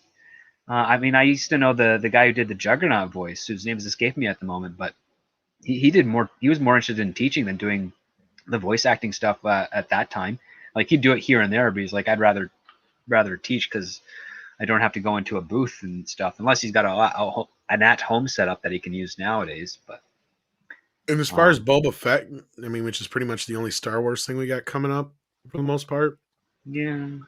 I'm more excited the fact that Robert Rodriguez is directing. That's like the only thing that has me kind of tangentially interested. But that's just up front. I've said a million times over, I'm not like this big Boba Fett fan. I think he's a very overrated character. So that being he's said, got the coolest costume in Star Wars, and that's fair. But well, like, if it's like a Desperado popular, Boba Fett take, that might be interesting. But at the same time, it's like, again, it could be interesting, and I get it's going to be popular among the Star Wars fans. But I mean, the Obi-Wan thing, I am very leery about. I'm not interested in that. Outside of that, there's not a lot upcoming. You're right, Nikki D, that really kind of looks like it's all that interesting to me. Even the more I'm seeing of Hawkeye, the less interested I'm getting. Yeah, I think Hawkeye is going to be basically like an I'll Be Home for Christmas style take on his character. Yeah, there's just certain things that just kind of make it look to me like it's... So we'll see. What about you, Mike? Anything at all piqued your interest that was coming up on the upcoming stuff? Look, I feel pretty much the exact same way you do. I mean, Disney's a crap company. Lucasfilm's a crap entity. The only thing that might have some hope is anything by Robert Rodriguez or Jon Favreau and anyone that is following their lead. Other than that, everything else is crap. Yeah. I've been hearing all kinds of crazy stuff about Spider-Man. I can't say too much. Yeah, I've heard some stuff too. All I'll say is just wait. Yeah, just wait. It could be good. It could be bad. I do know this because this is stuff I can probably say because a lot of it's out there already. It is going to be very dark. I'm not going to get into any specific spoilers because I don't want anybody pissy. But let's just say a lot of the spoilers that are out there, from what I've been hearing, are accurate. So hold on to your butts, kids. This is going to be an interesting ride, I think. Once that hits, though, that could like all debts might be off, and that might be another reason why things are kind of changing with Doctor Strange. I wonder too. So we'll see, because we're hearing a lot more. I have no idea how long, a lot of this stuff was happening before it kind of just happened with Spider-Man. Because I was hearing a lot of different things. We heard some similar things, and then all of a sudden some shit changed, and this is why I kept hearing about this new deal, the new deal, the new deal. And let's just say, don't get attached to too many characters. That's all I'm going to say. And some people are probably going to be very happy because they didn't like some of these characters. Yeah. That's all I'm going to say on that. BK Panther sends in a $50. You guys are fucking amazing. Like, I don't even know how to express. I mean, the I wish I could show the little picture that you got here because that kind of expresses how I feel. It's a little hippo sitting in a computer chair, and he flips over and turns into a super robot, like Transformer guy, or what would you call that? Like it's like body armor, yeah. Yeah, it's like an Iron Man. Iron hippo. Iron Hippo with it from chair. That's awesome. Thank you so much, BK Panther. You are a very generous supporter of the channels. All not just Midnight's Edge After Dark, but I always remember you helping out on Mead as well. So you guys are amazing. I don't even know how to say thank you. That's the thing. It's humbling as hell. I was worried about coming back, but I think Mike was right, and a few other people I talked to. So thank you guys for proving me wrong. James Esperanza says, chillin' for my channel, Pens of Dread. Or Shillin, I think he means, released 30 short horror story vids, now redoing all of them with better narration and original stories for each story. Well, there you go. Check out Pens of Dread. I know you've brought the channel up a few times on the other channel, and if you're looking for some original scary stories and other stuff like that, that's probably a good place to check out. Yeah. You'll have to send me your link, James, so I can actually help share that. Sandy Q is also now a member. Thank you so much for that. Minimum effort puppy. Of course. We have a little video for you here. Let me figure. Puppy power. Yay.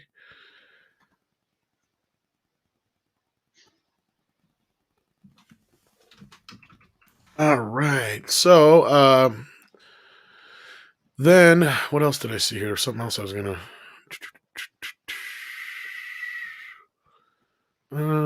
I could do Wolverine phrasing, especially nowadays. Hey, Bob. It's pretty much just Clint Eastwood, isn't it, from the old one? Yeah, kind of. Yeah. Yeah. Clint Eastwood was Canadian. Yeah. Yeah, it's kind of just like that's kind of the voice the guy's doing. I don't remember the voice actor, but.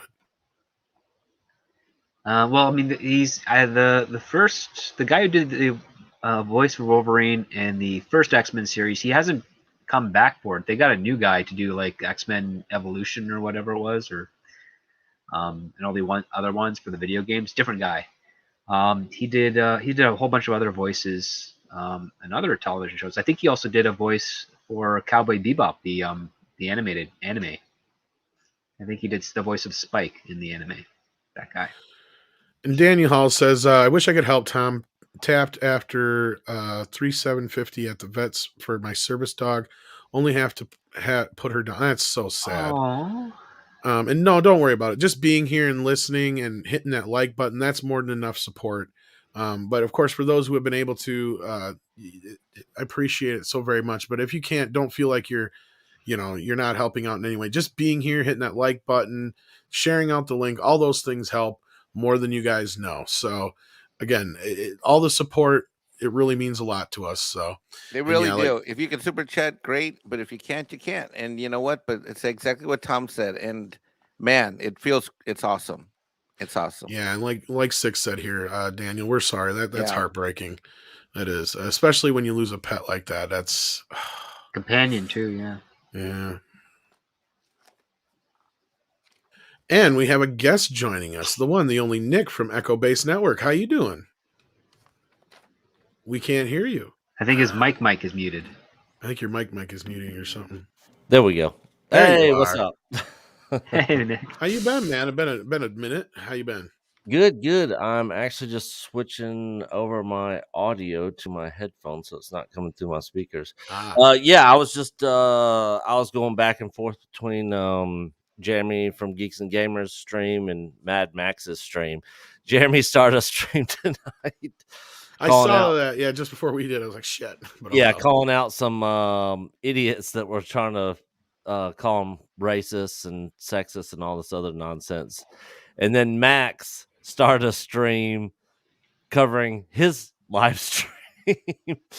And so I was going back, and it was entertaining and funny. Point. And then you started tingling because we were just talking shit about the Star Wars Disney Day announcements of all the amazing, not so amazing Disney Star Wars crap. There was nothing. Well, hopefully Jeremy's doing okay. I hate to hear that. So yeah, it's just it's typical morons on YouTube. Yeah.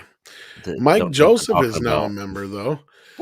That's something to celebrate. He is a minimum effort puppy. And of course, Mike joined me on 4K for You a couple weeks back, and we'll get you a minimum effort puppy here. There you go.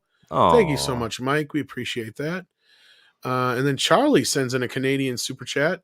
Says, what's the best way to support you guys? Membership, super chats, or Patreon? What puts the money in your pocket instead of on the platform? PayPal first and foremost. Patreon though, or membership at least gets you other cool stuff. So we suggest that. I think Patreon takes a little bit less than the memberships on YouTube though, and you get It's funny that you guys are talking about this and this question just came up because I actually just called Mike, and that's actually what I was calling you about. Really? Mike. Yeah, because me and Coach were just on the phone talking about trying to start up possibly doing Patreon, and I'm like, I just don't want to. The thing about YouTube channel memberships is it's all centralized on YouTube. It's all right there. It's easy to manage, easy to deal with. And so we never did Patreon, but Yeah, several people have talked to us about starting Patreon, and I've kind of been like, do I really want to jump onto another platform to deal with? Because we're not full-time YouTubers. So I just didn't know if it made sense to me, and I was actually calling to get Mike's advice on it.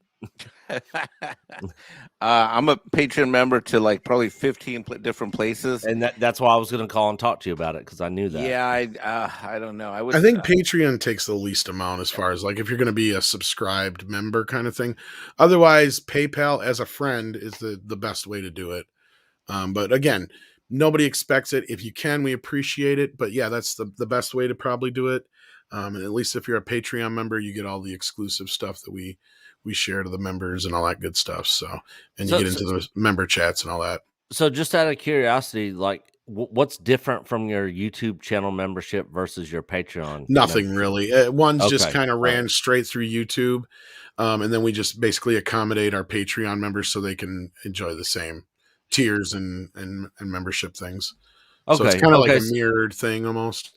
Okay, gotcha. So it wasn't like you were like doing anything special or out of the way outside of the YouTube. We used to, but when we did the two, we were just Andre and I talked about it, and we're just like, they're so similar. It makes no sense to because then you got one side feeling like they might be left out over the other. Nick, you really shouldn't do it. Yeah. I'm kind of against starting Patreon, but several people have kind of been pushing it on Coach, and that's why he was talking to me about it. And I'm like, yeah, we'll talk about it offline, but I don't think it's a good idea for Echo Base Network. Yeah. I mean, I would agree. If you already have memberships, I don't know if I'd worry about confirmation. Let me put it to you this way: the only reason we have Patreon instead of just the memberships is because we had Patreon first. Mike's probably right on that. Even though they do probably take less, it's just so much easier for the membership part of it to be able to have it all kind of. Well, they don't link together, so basically, Nick, you're going to end up running the same community on two different platforms. Yes, and you're going to double your work, and it's going to be, and it's not for you guys. And that's basically what I was trying to avoid, and that's why I never suggested trying to start a Patreon from the get-go. There you go. And Mike, your Muslim uncle has sent us $19.99. Can you read this for us? Yes, I discussed this before on another live stream. We'll do it again. Muslim uncle, his father passed away last weekend. Man. And he had to travel from California all the way to the East Coast. He's a close friend of the channel, close friend of all of us. He's certainly my brother. I talk to him on the phone probably at least once or twice a week, and if not more. And he's very, very close friend and supporter of Midnight Sedge After Dark. Certainly a fan of Echo Base Network, certainly a fan of a lot of other channels. And he says, on behalf of my father, charity and gifts are an eternal blessing for him. Thank you for your kind words and condolences. Hail to the chat and communicate with your friends and family while you can. You never know, meaning you never know what's going to happen. So, Absolutely. Assalamu alaikum, brother. We're sorry to hear that, your Muslim uncle. And yeah, we feel awful. And your prayers and everything. And I'm glad you made it safely back to California. And I'll be talking to you tomorrow for sure. Yeah. Oh yeah. Yeah. And no, you can't be a member through PayPal. I just mean that that's the most direct way that we get the most six. But as far as like having some kind of subscription membership, then you have to either be a part of Patreon or the membership through YouTube. Tom, do you guys do tips through PayPal on Midnight Sedge? I have the link thing. Like I just have a the thing I use for Mead Radio, and then we just have like the main one that Andre has. Mm-hmm.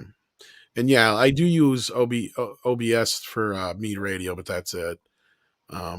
Yeah, because we actually started doing that here just recently, and it's kind of moved from a 100% super chat to like a 50-50 thing, you know, and the tip thing is all through PayPal, so you get 100% of Oh, it. does it connect minus, through YouTube? You mean, or no, we just actually have it yeah through the OBS. Oh, okay. I didn't know you could do that, but like, no, I Yeah. just check my thing if somebody sends me something. Yeah, yeah. Like just before the show, like Troy Pacelli sent me something, but like that's usually how they do that. Speaking of, like, I should go see that. I forgot all about that until now. And did we get Charlie super chat for $5? Oh yeah, that's right. You just did that. That's what we're talking about. Yeah, and then somebody was also asking as far as what we use for chatting and all that stuff. We use StreamYard normally. Otherwise, just kind of makes everything a little easier. But they do need to update some shit. That's for sure. Ugh. Yeah, big time. So we recently switched to OBS, Streamlabs, and StreamYard is so much more easier to use because, like, the thing is, Coach is all about learning all that stuff, so he knows all the ins and outs of the production of doing it that way.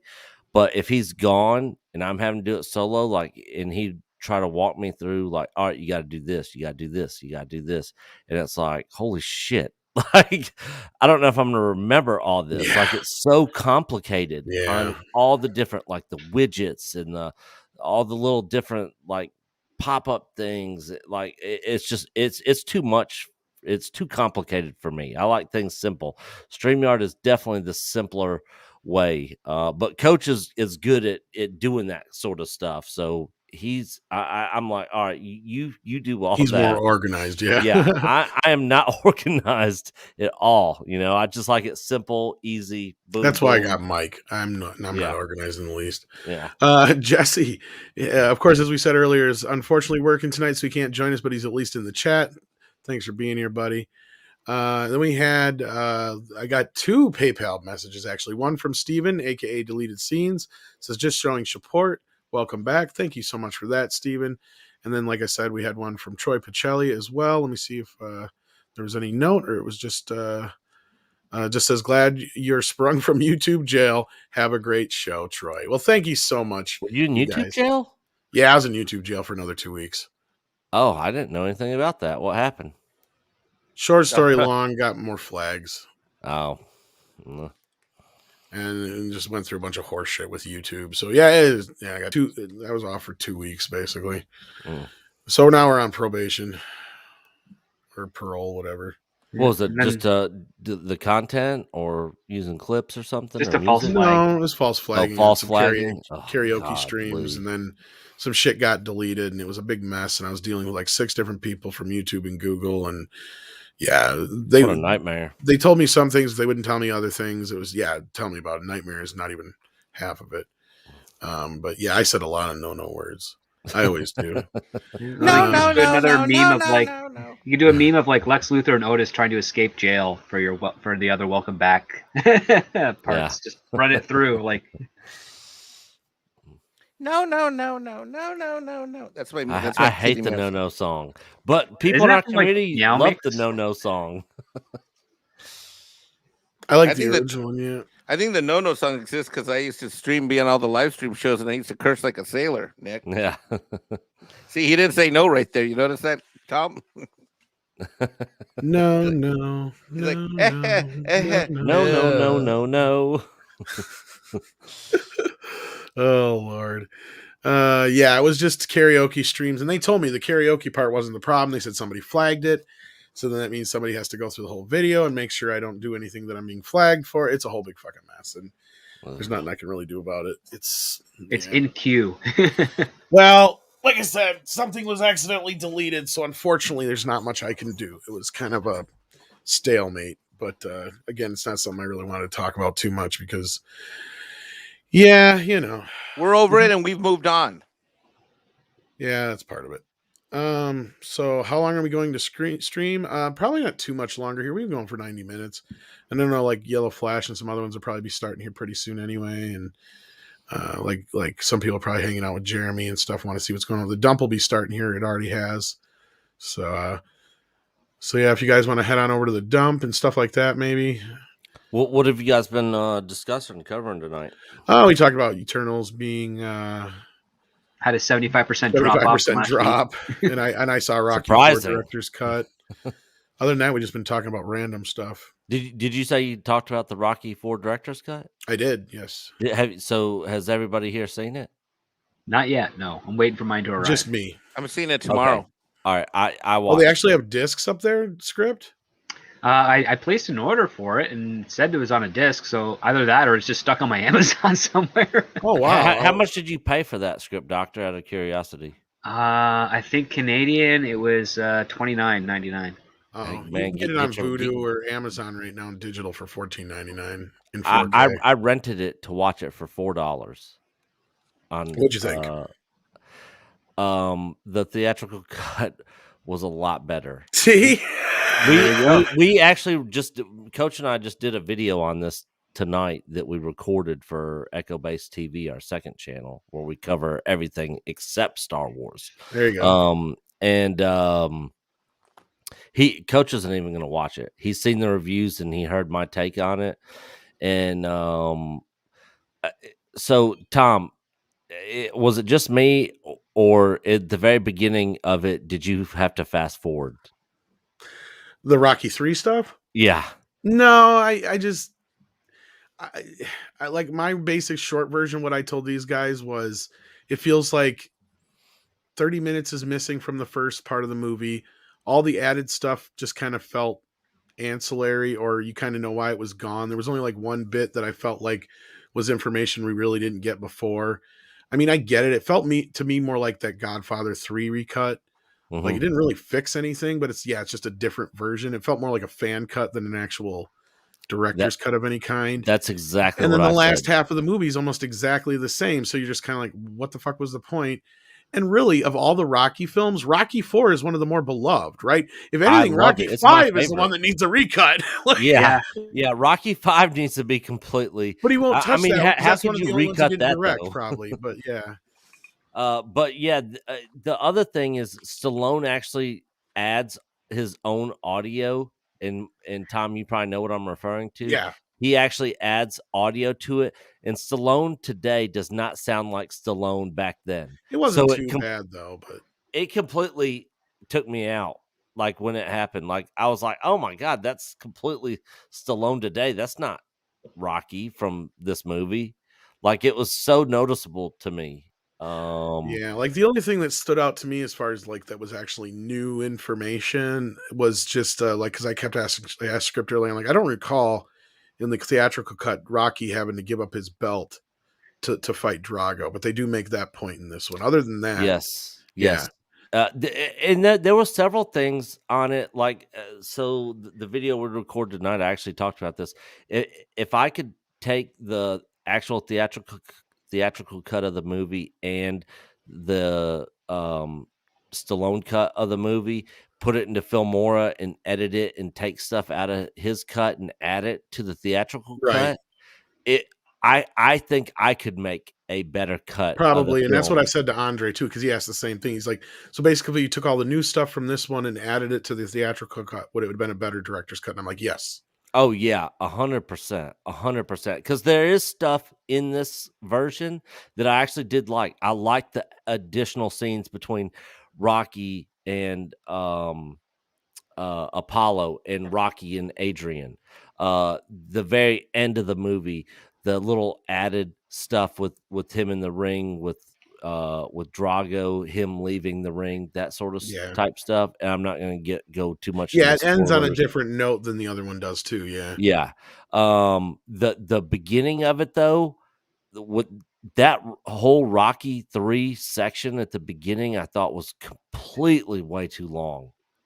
It kind of reminded me of the Donner cut, where it's like they show all that stuff and it's like, well, all we really need is the part at the very end there, right? Like, Yeah. and again, like with Rocky, like my other problem was that it's cropped off too, because it was shot in 185 and he crops it off for 235. So that's another thing that kind of bothered me.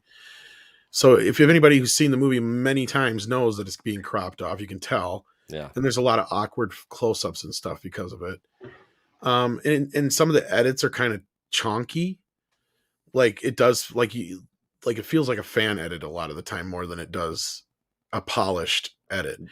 I Like 100%. And did you also notice that he pulled out a lot of the score? I almost thought yes. I almost thought he was reusing Bill Conti's score until the end, and it still has Vince DiColo as credited. I'm like, all right, because I mean his music is still in the montages and shit, but like I'm like the rest of the music sounds like he pulled everything out but the piano and a lot of it, and it's like, I mean, I get what he's doing. He's trying to make it feel more like the original Rocky, but like Rocky 4 isn't meant to feel like the original Rocky. Yeah, like, it is completely different.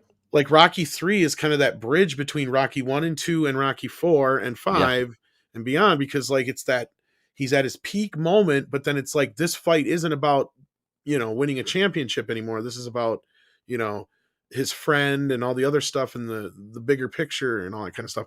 And that's where I feel like this was the last one he should have touched of all of them. Like, yeah, 100% agree. It's almost like song structure, like anybody who's ever anybody who's a it musician. Does feel like a little bit like a bad remix. Yeah, it's like, you got verse, bridge, chorus, it's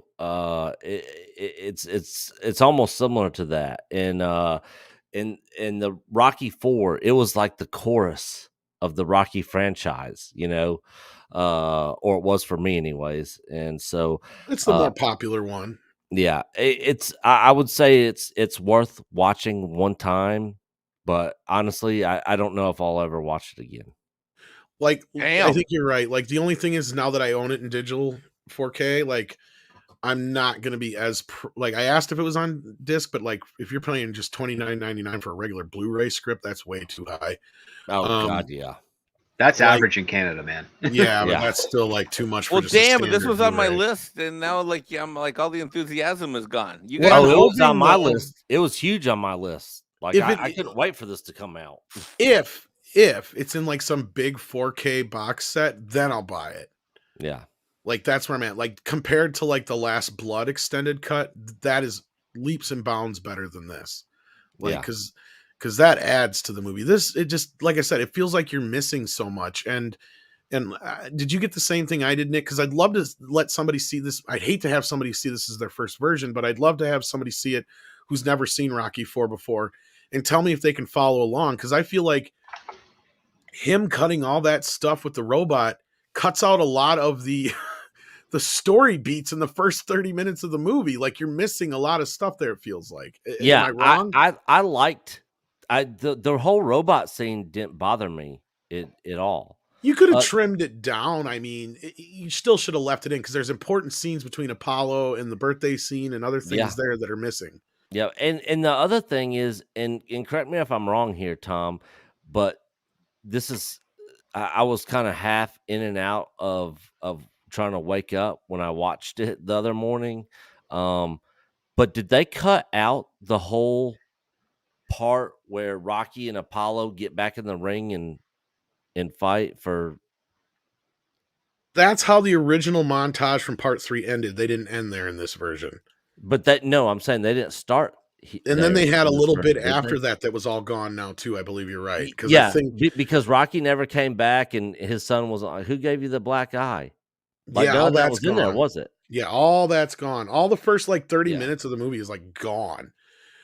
Which is kind of, at first I'm like, okay, because there's a lot of that stuff in the beginning we really didn't need. But then at the same time, it's like there's a lot of like, he must not have liked that kid actor because he cuts almost everything out of that kid actor. And Paulie sadly just falls to the wayside until the last half of the movie. Like he's almost non-existent.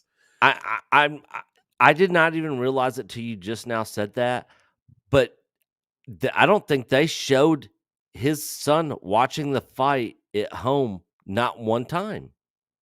Nope. They cut the kid almost out completely. He's only in like 2. That's right. I never even thought about that till just now. That he actually has speaking bits. Yeah, they now? completely cut that completely out. And of course, the whole speech at the end, he was like, to my kid who's Nope, they cut that home, out. it should be at home sleeping. I love you, you know. Nope, And that's then gone. yeah, all that's gone. Like the Yep. whole, yeah. I, I think that if you take certain scenes or certain things out of this and add it to the theatrical cut, that would be the ultimate cut of the movie. All I Why would really they take out him calling out the kid? I found that very heartwarming as a parent. Yeah, because I think the robot was in that scene. Oh, was it? I think so, in the background, maybe. Oh. I can't remember. It's been a little while since I've watched 4, but I've seen it enough times, but I think that's the case. Because, like, that's what I was feeling like while I'm watching this. Like, I'm like, this just doesn't feel like there's that much new here. Like, there's extensions, but, like, and a lot of it's just alternate shots or, like wider shots instead of cutting and stuff like that. 'Cause And like I different said, angles. yeah, a few different angles here and Yeah. there and some other stuff like that, but it just didn't feel like it was almost like he didn't really have anything to work with, and the things that are gone now are at a detriment to the story, it feels like. And then, yeah, I mean, you could even at least mess with the robot. You could have changed the voice a little bit. You could have took out some of the wackier bits. Like, you could have cut the whole scene out where Paulie's like, she loves me, you know. Like, you could have cut that out. It would have been fine. You still could have left the robot in there and left all the other stuff surrounding it. It's not that, not that distracting still, because I never had a problem with it, but I understand where he's coming from. But from that angle, then you're losing all the stuff with the kid. You're losing all the stuff with Paulie. And then there's stuff with the kid that didn't need to be cut out. The only bits that I would add back in would really just be, I don't even know if I'd put the whole section in with him talking to the board, because that was kind of boring. The only part that comes out of that's anything is that he basically gives up his belt to be able to fight Drago, because they won't sanction it. But a lot of the stuff that's cut and brought back into this is stuff that's already glossed over in the other version, because we have, as script will know, there's dialogue that covers it, so you don't need to show it. Like, why waste 10 minutes on it when you already got a character who brings it up and gets past it right now in a matter of like 2 lines of dialogue, right? Yeah. If it's not something that you really need to show the audience, especially if it's going to drag the movie on in the middle of the movie, like that scene, which it's a great scene, but in the context of the film, it doesn't work. The funeral bit's the only other thing I'd probably add back in, because that did, because at least you gave, I can't remember the guy's name, but Apollo's trainer. Yeah. He got more time to talk and stuff like that. So like, that was a little bit nicer. And I think even Stallone's speech was a little bit more extended and all that kind of stuff. So that was a little bit nicer to see him get a little bit more attention. Yeah. But like, outside of that, there really wasn't anything to me like I'm like, yeah, I can, I don't understand why he's doing this outside of some kind of cash in, it feels like. Yeah, 100% agree with you. I would say to anybody here watching, it's worth watching just to see for yourself and to get your own opinion on it. It's worth watching once. For me personally, I'll probably never watch it again, but I would love to take and sit down in Filmora and put both those movies together and chop scenes out of the Stallone cut and add them into the theatrical cut and make like an ultimate fan made Somebody's edition. probably already doing it, but yeah. Considering the response it seems to be getting, we had a couple super chats here. That Nobody Guy says, I like how y'all can get a bit more wild on After Dark. I've got both Flashpoint Paradox and Batman v TMNT on physical media, baby. Hell yeah. Those are 2 of my favorites. I still have not seen Batman vs TMNT. It was a lot. I was leery of it. And then when I watched it, I was glad I did, because it was really good. There was only one part I didn't like. Right. And that is this. I'm gonna watch that tonight. And it's just one thing that seems to be carried over into the TMNT universe, and it's one of the things I hate the most. And that is this whole idea that people turn into their spirit animal. Like, it's this thing that is kind of like carried through now. Dumb. It is dumb. and they carry it into this one too. And it's like one of the things I wish they would get rid of in the comics, because in the comics, in the cartoons, anywhere it's at, wherever it's coming from, because it was in that second TMNT movie as well. And I'm just like, this is the dumbest shit ever. I hate that. I even hate the whole spirit animal thing, to be honest with you. I think it's kind of silly, but I was your spirit animal. You are my spirit animal, Mike. That's what I'm saying. It's the rabbit chicken. Beep Bop Boop says, what are your Disney Plus day highlights, if any? Oh! Well, actually, Oh, You must not wow. have heard us Okay. before, Beat Bop Boop. We were talking a little bit about this, but now that we have Nick here, we can ask him. We all were kind of like meh on most of it, to not even that interested. In fact, I said the more I'm seeing of Hawkeye now, the less interested I'm getting in that. Even though I guess the highlight for me would be the Hulk. She-Hulk is looking a little bit more interested, especially now knowing a lot more of what I know behind the scenes about Spider-Man 3 and stuff going forward. But script was probably even less enthused by anything, it seemed like. No, I'm still looking forward to She-Hulk because I'm a little bit Yeah. familiar with the writer who's the showrunner of it. So, Mhm. and she's quite good. And some of the clips that they're doing make it look like it's going to be to the spirit of the character. So unless I see something that says otherwise, I think it's going to be all right. Yeah, the whole She-Hulk thing, I think they're really that's the one thing I was like, it seems like they're really honoring the character from the actual comics in this. From what I've seen. Now, who's to say whether that's going to be the case or not when the actual movie comes out? Or the show, We'll just yeah. have to wait and see. But I'm in agreement. The whole She-Hulk thing. But I Which got I to was, ask you about the Star Wars stuff, because none of us really seemed all that enthused about that. But oh what's man. your take on that stuff? So the Obi-Wan stuff, it's the stuff that makes me the most. It's the thing that is. It makes me more nervous than anything else. This is the one thing that could really have fans either completely revolt against them even harder, or people end up coming back. I mean, the other stuff like Andor, Ahsoka, any of the other upcoming shows, Mando season 3, Book of Boba Fett. I mean, they could do stuff, and people really aren't gonna just completely go nuts if they screw something up. The Obi-Wan show is the thing that they have to walk a real fine line with on that one. That's the one that gives me the most concern. But you know, in the Legacy of Boba Fett thing that they released for Disney Plus Day, I stayed up watching it, and I was gonna drop a video reviewing it because I was under the impression that it was gonna be a behind the scenes of the Book of Boba Fett, like, you know, that sort of thing. And I stayed up, and I was like, oh, I don't see it, and I was like, oh, this Legacy of Boba Fett thing. You know, let me check this out while I'm waiting for it to come out, you know, which was just basically the history of the character, the development of the character. You know, it was geared more for people that might not know anything about the Boba Fett character or his origins or how the character came to be, you know, from Basically, George Lucas. let's tell you why this character is important, because you probably don't know about it unless you're a geek video, Yeah, right? exactly. We wanted to address Exactly. why Han Solo is running away from Jabba. Yeah, exactly. And so I got done watching it, and I was like, well, where's this behind the scenes Book of Boba Fett thing? So I went to sleep, woke up. I was like, Coach was like, did you not get the video out? I was like, they never released it. I haven't seen anything. He was like, it's up now. I was like, I don't see anything. He was like, it's the Legacy of Boba Fett. I was like, that's it. I was like, I watched that last night. That's just like a thing on Boba Fett. Like everything in there, I already knew. There's not really anything to talk about. How So long is it? it's short. It's less than That's what I 30 minutes figured. long. Sounds like one of those. Oh, I hate that. It reminds me of when they re-release a movie on Blu-ray or DVD, and they, say, oh, this new cast and crew interview.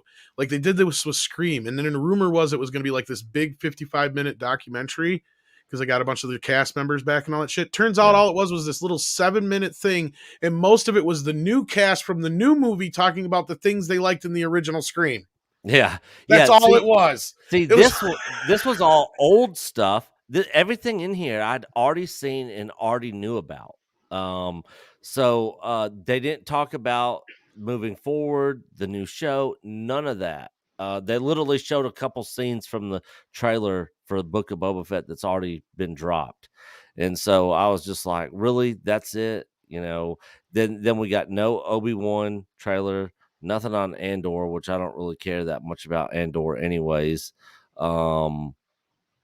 and outside of that, there was really nothing. It was, you know, kind of blah.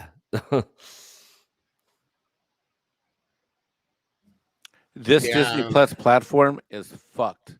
I'm telling you, I'm calling Well, I it mean, the interface is okay. The problem is that they just do not have enough content to warrant. Exactly, and there's and here's the thing: not only do they not have enough content, we got to look at trajectory. These morons had that big ass announcement, which was covered exhaustively on Echo Base Network about of like all these shows and all this and this and this and this.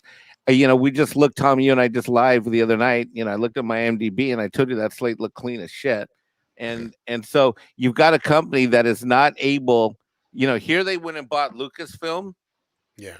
And with they paid what, 4 billion, 5 billion for this thing? 4.01 or right. 04. And Yeah. so and that's which is debt, and all this shit. And so not only this is a company that is unable to execute on its promises of content.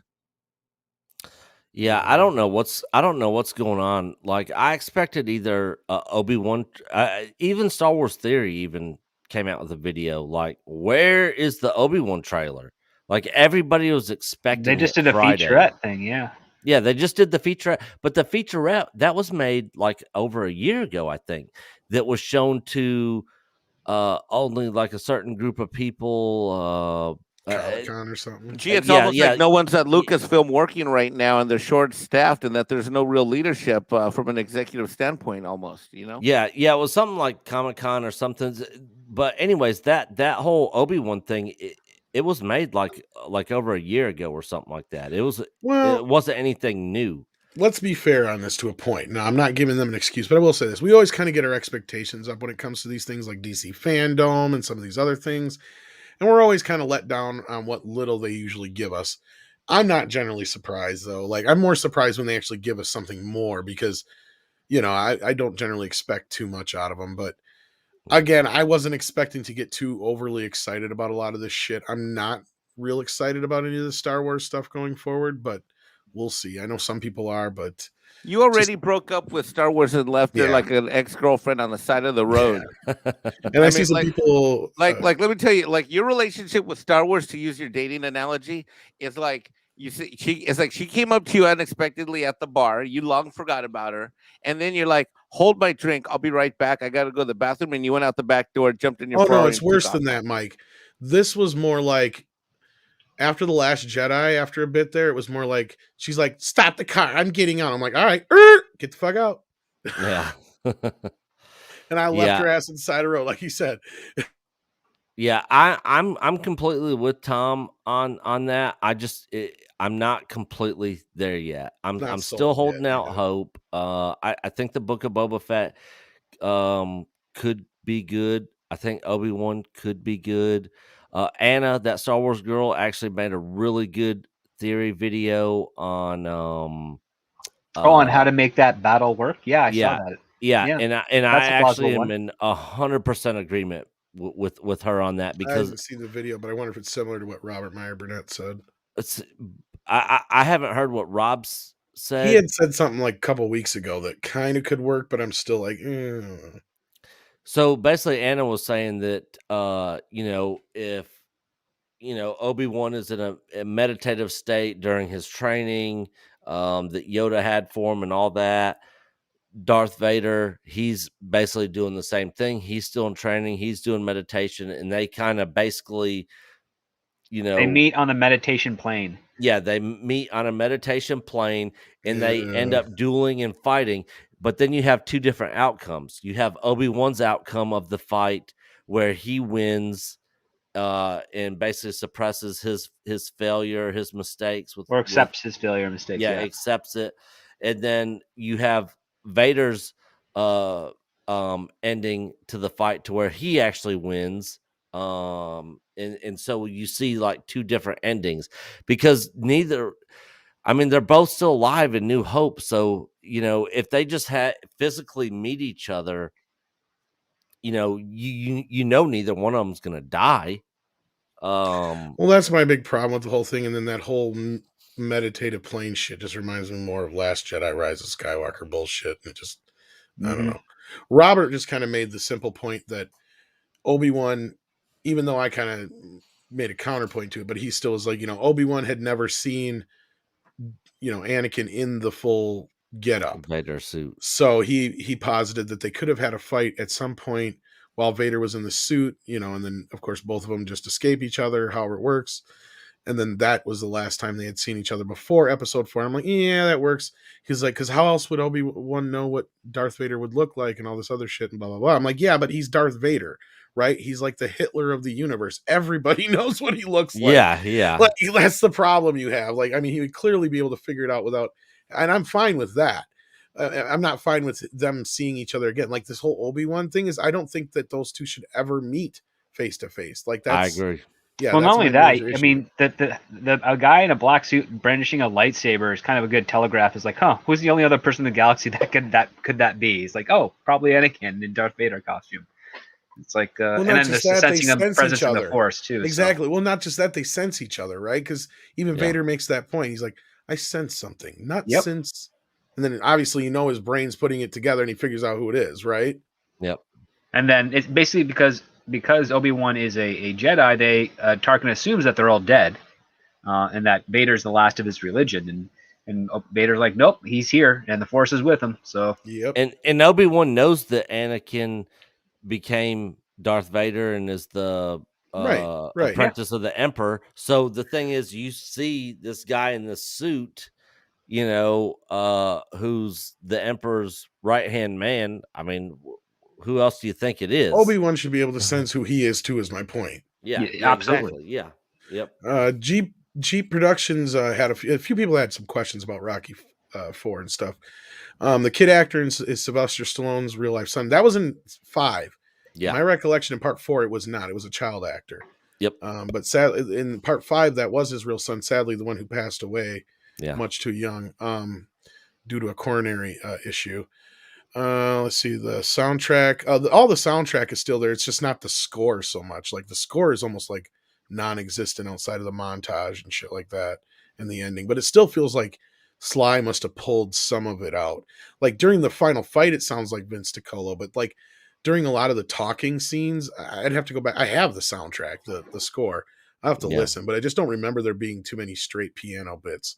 Yeah, they actually add some of the Bill Conti. That's what I thought. Music to Rocky 4, to the Stallone cut. Well, that was my question, but I didn't see his name in there, so I wasn't sure. Yeah, it's 100% Bill Conti music. That's what I was thinking, especially during the scene where he's talking to like Adrian. Adrian on the stairs. Yeah, that was one section. Like right after she finds out that he took the fight. Yeah, because that's different. I knew it was different music because it's just the piano bit. Yeah, because before there wasn't any music there. It just went from their conversation to him getting in the car and then the montage of him thinking back on Apollo. Which I don't have a problem with that, but if he's going to do it, he should have replaced it all with Conti music because that was the whole thing was Conti didn't do the score for part 4, and I can't remember the whole story behind it, but there was like, I know he was doing, I think, Karate Kid 2, I think at the time, and I don't know, something between him and Abelson and whatever. It just happened to work out that he went and did that instead. And then Stallone had Vince come in, but like Vince, like it was like some kind of thing, like he wasn't allowed to use any of the Rocky themes. It was really that's what makes the score so different than the other movies. Yeah. He actually added a little bit of it back in for sure. Yeah, it's what I was thinking, but I didn't see his name in the credits, so I wasn't sure. Edgy number 1 says, "Hail all, Ghostbuster tickets boomed for next Saturday, hoping it's the at least half worthy sequel and not full of suck. Wish me and the film good luck." I wish you good luck. I got my tickets for 4:00 on Thursday. Mike's got his tickets already. Script sadly does not have his, but I know he's trying to figure out something, but I don't know. Yeah, I'm exploring some options. Yeah. You what? I'm exploring some options. I'm gonna say you're gonna break out and make your way to America. I'm definitely going to be seeing this one, and I'm excited for it. And from the reviews, I really haven't heard a whole lot of negative about it. Well, I've actually talked to a couple people who've seen it, and I told them not to tell me any spoilers, but they all say pretty much the same thing. It's a love letter to the old fans. Mm-hmm. It's a love letter to the Ghostbusters. They loved it. Fans will love it. All the right kind of fan service kind of things. Those kind of reactions. I'm all on board. Lord Kamina too says Teenage Mutant Ninja Mexican. Yeah, yeah, yeah, Nunchucks made of flour tortillas. yeah. No, they have to be crispy flour because they cut better when they hit you. No, they're jalapeno popper nunchucks. And real Mexicans don't use flour tortillas. They use corn tortillas. That's very true. You know, that's actually true, Nick. Son of a bitch. Yet again, I went and visited Nick in Alabama, and he took me to a Mexican restaurant, and like he was ordering, I'm like, this fucking guy's Mexican. This fucking Going guy. back to that point before, Mike, when you asked how many, that's really what's funny is like where I live, like a lot of the other cafes and other restaurants outside of fast food have pretty much closed down, except for like the 3.2 Mexican restaurants we have around here. Told you. Yeah. And one of the other one's like one that's only open in the summertime, and it's called Tijuana Crossing. But they have more than just Mexican stuff there. But yeah. Yeah, so the one I took Mike to was more of a Tex-Mex place, so it wasn't authentic Mexican. But there's a place right down from my house that I wish I could have taken Mike to. That actually, I go there and eat, and everybody that works there is all Mexican.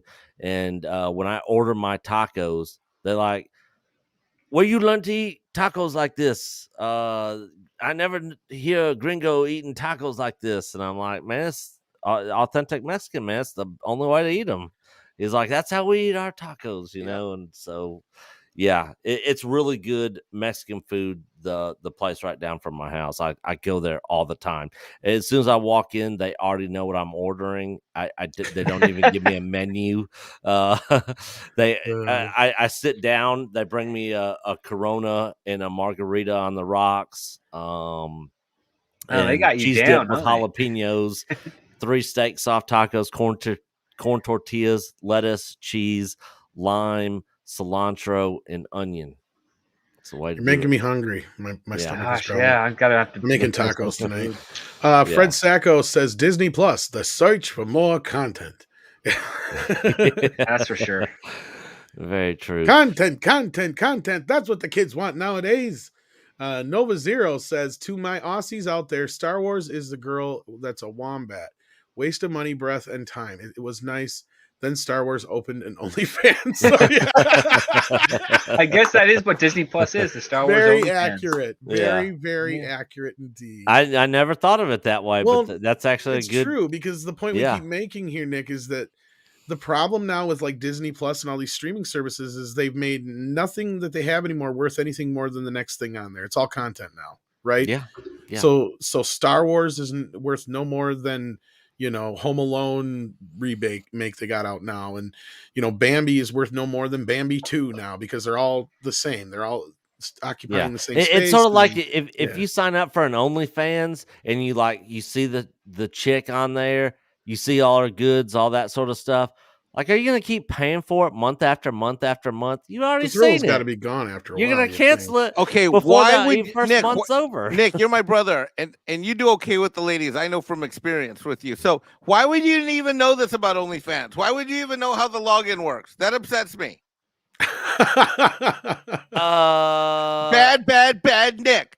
Bad Echo Base No, I'm Network. just saying in general, if you have an OnlyFans page and you're gonna pay for a monthly fee to go see a single person on OnlyFans, and you see it, why would you continue to pay for it every single month? You got a point, though. It's sort of like Disney Plus. If you are into The Mandalorian and you go and watch it, why? And then it's over.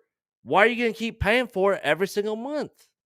No, and Disney doesn't have themselves in a very good place right now, because they're in the place of being a flipper streaming service, and it'll be one of the services that people cycle through instead of hanging on to. I'm subscribed to 0 streaming services. 0. Well, the average person is subscribed to 2.3 at a time, and it's usually like Netflix or Amazon Prime as a base. And then they'll usually flip around, but only because of the shipping and ordering stuff. Exactly, that's why that one's a base. Of the content. But surprisingly, that's why most people have it, and they've even factored. I think it's like 30 million users that still have Amazon Prime that have not utilized the video side of it. I think was the last time I read a study about it. I rarely use it. I rarely use it. Yeah, rarely. I do. I use it quite a bit, actually, but I don't not have quite Amazon as much as some of the Prime. other ones. And because of that, I was able to cancel my Rocky 4 order. So because it hasn't arrived. Did you already cancel it? Yeah. You Wow. can find other ways to see it. Yeah. Xenobit says Cowboy B flop. Oh, does that drop this weekend? I think. I don't know about that, but I think they dropped another trailer or something like that. I thought the series already dropped. Maybe it did. If it did, it came with a thud because nobody's really talking about it. All I've heard is some rumblings about people saying they fucked it up. It's not going to be better than the animated series anyway. How can it be? Well, this is what I don't understand about making live action things of anime. Yeah. Anime is kind of already like its own thing, right? Like to try and emulate that in live action is kind of pointless because that's kind of the whole point to me of telling us. Most of those stories are stories you could probably tell in live action, but you just chose to tell them that way, right? Yeah. Like, so it just doesn't make sense to me. Did you guys ever see the Dragon Ball Z live action? No, God. No, that's just a Dragon Ball live action with Chow Yun Fat. Yeah, that terrible. was something. But like I'm getting at like things like Ghost in the Shell and things like that. It's like, well, it's kind of the point. You're already using enough CG that it's already a reanimated movie anyway. Kind of like the whole Disney remakes thing. It's like they're still animated movies. You're right. They're just CGI animated instead of hand drawn. The last what was the last Airbender? Oh God, we don't. talk Avatar about that with M. Night Shyamalan's Avatar. Yeah, another good example. Produced by Kathleen Kennedy. Xenobits just says, just to piss off Mike, I'll eat a taco with a fork. And that's No! Sacrilege. No! Stop! Naked Fame says, will be the canceled, meaning himself. Toxic masculinity, Fred is right. Well, don't get yourself too canceled. Let's see here. What else we got? Xenobit comes in with another one. Says Disney should have went to freecreditreport. Plug for freecreditreport.com there. I seen another person ask earlier, but I missed the chat. They want to know, is this the first movie that Stallone has edited? Oh, hell no. Stallone has edited a lot of films. That's what's kind of disappointing about this. Yeah. And seeing him go through the process and all this stuff leading up to this was just like, it was just a big letdown. Very much so. And the thing is, he's not a bad film editor, but obviously he's a bad film editor when it comes to taking something that already exists and changing it. Well, I think the bigger problem is he didn't have other things to cut to. Yeah. Right? And the biggest problem is when you lose so much of the stuff that has anything to do with the robot in it, you're cutting out very important bits. I'm really looking forward to Script Doctor's take on this after he sees it. Yeah, I am too. Yeah, I'll check it out. I'll make sure you see it. I'll do the rent it. I can probably rent it. VOD $3.99. You can watch it tonight. I paid $14.99 to own it, so yeah. I after the reviews, I was like, I'm not paying for this until I see it and judge for myself. Well, I actually saw like 2 decent reviews before I bought it. I didn't see any of the negative ones till after the fact. Yeah, I went on VOD and got it for $4.99 HD quality. Watched it on my computer, and but yeah, I won't be purchasing it for ownership. Well, like I said, if it comes with a big 4K box set, I will. And somebody asked about that. That was one of the other questions. I would as well. I don't know that for a fact. I just know because Rocky 1 is in 4K on digital, and now this version is. So, and they probably had to scan bits of 3, if not the whole thing, for this movie.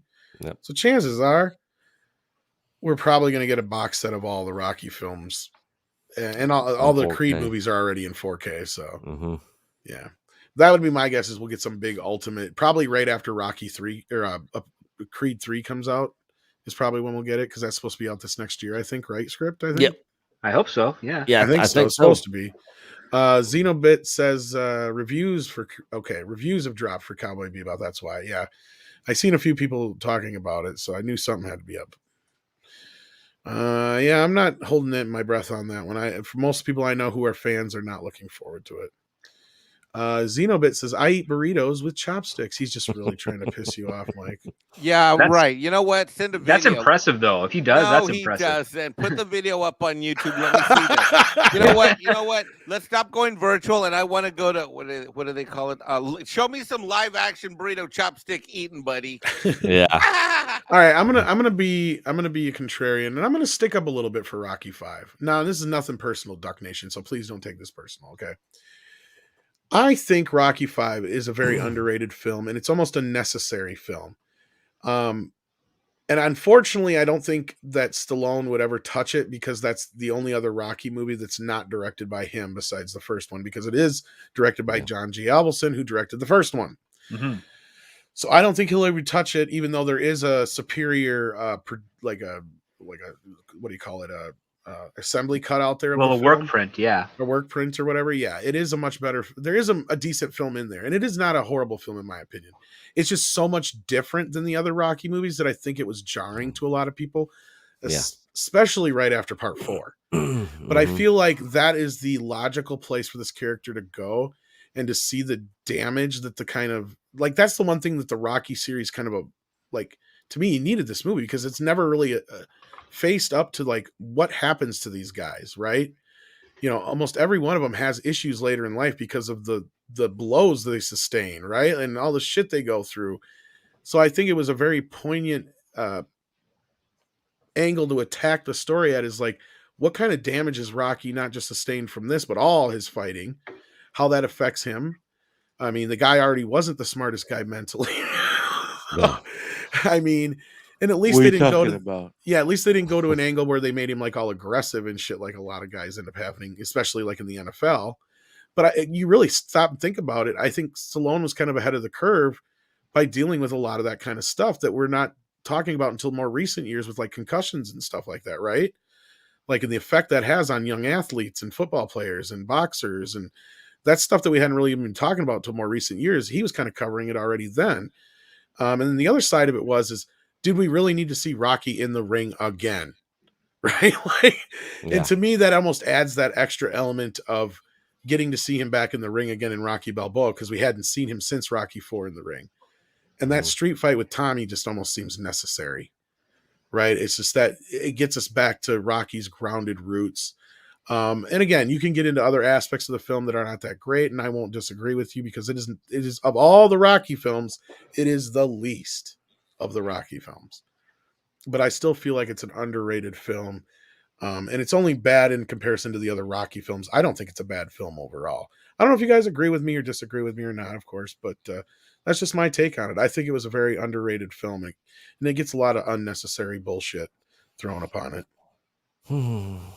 Yeah, I'm not I'm not a big fan of it. There's certain things in that film that I do like, but it is very jarring going from Rocky 3, Rocky 4, where he's on top of the world, he's got all this money, to him basically being in the poorhouse, living on the streets in Philadelphia again, and he's just in this house. Like, he shows up there moving day, and of course you got all the people like, oh, hey, Rocky, you know.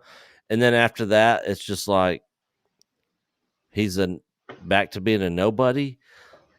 Like, I don't know. It happens more often in sports and entertainment than you think. Yeah, I don't know. I just I don't know. I would have much rather seen in the street fight thing.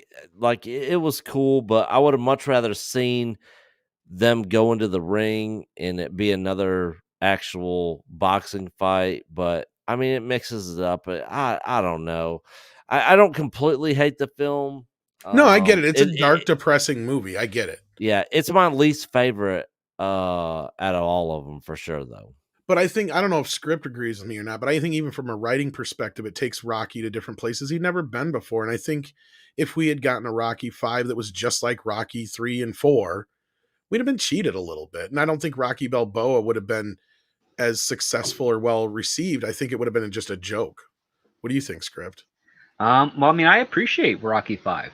I do, because it's like he comes home and he's kind of lost everything while he's been away. Rather quickly. The only thing he has is the one thing that Mickey left him, and he's trying to just make the best he can with that. He's back in his old neighborhood. He's doing what he can. Like, it's a new adjustment for him, and he finds himself in the position that Mickey was in, and he's trying to, enter that mentor stage with Tommy Gunn, and he's hoping for to repeat what worked for him, but what he's kind of realizing is that maybe it's more than just the situation, it's the character itself. And what I think is kind of ironic with Rocky 5 is that Rocky finds in Tommy Gunn everything that Mickey assumed was in Rocky in the first Rocky film, but Rocky proved was not. And so we have the inverse here. And I think that was pretty interesting and a neat take. And that's well, the weird thing is how Tommy Gunn mirrored the actual person's real life afterwards too. It was just like weird. So I actually agree with what Script is saying, and I do like that aspect of it. But the thing is, like, if you look at Rocky 3 and Rocky 4 and just the way Rocky portrays himself, the way he talks, his language, his speech, that sort of thing, it had developed and evolved, from the first two films. And when they go to Rocky 5, it resorts back to the first two films. Yeah, it's kind of like that progress was abandoned. Yeah. Yeah, I would be all for what they did if they would have kept the same character that he had evolved into in 3 and 4 and applied that to 5, which is what they did for Rocky Balboa. Like, he's back to that Rocky 3-4 character in Rocky Balboa, which I think is like the second best Rocky movie in my opinion. I love first Rocky, but Rocky Balboa, like, just the fact that he's got that chair wedged in that tree so he can sit and just talk to his wife. Yeah. Like, that just pulled on my heartstrings. I'm like, this I agree. Rocky Balboa is one of the better. And that's the other thing too, is like, at first I was against him killing Adrian.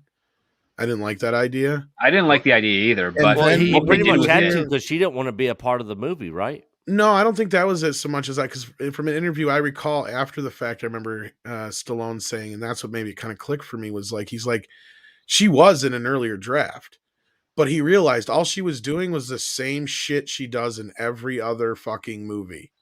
So he's like, instead of having her just basically like say the same shit, like, basically it's just like Rocky 4 all over again, he said. Like, she's like, you can't do it, Rock. You can't do it. You're too old. You're too this. You're too that. Instead of having her do that shit all over again, he's like, what would happen if Rocky lost the most important thing in his life? That makes sense. And not just so it's like he had to have every last thing taken away from him. And that was kind of where Stallone wanted to have him, at the very rock bottom, and him lifting himself up from that. So, I mean, and Xenobit, I don't even know if I'd call it garbage, but you do make a point. You need garbage to appreciate art. I just think it's like, character-wise, it was important. And, Script and Nick are not wrong. There are certain character traits and things that Stallone just kind of drops to the wayside here and there in these films. But,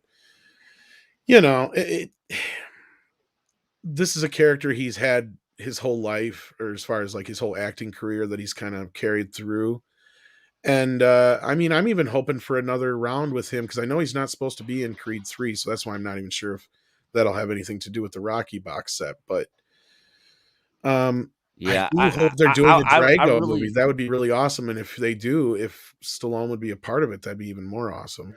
Yeah, I would hate if they have Creed 3 without Rocky in it at all. Like, not at all. I think because I don't know anything about this, but I think, because even though this is all I know, Rocky Jesus Christ, Sly did say that Rocky is going to return, but he didn't say how.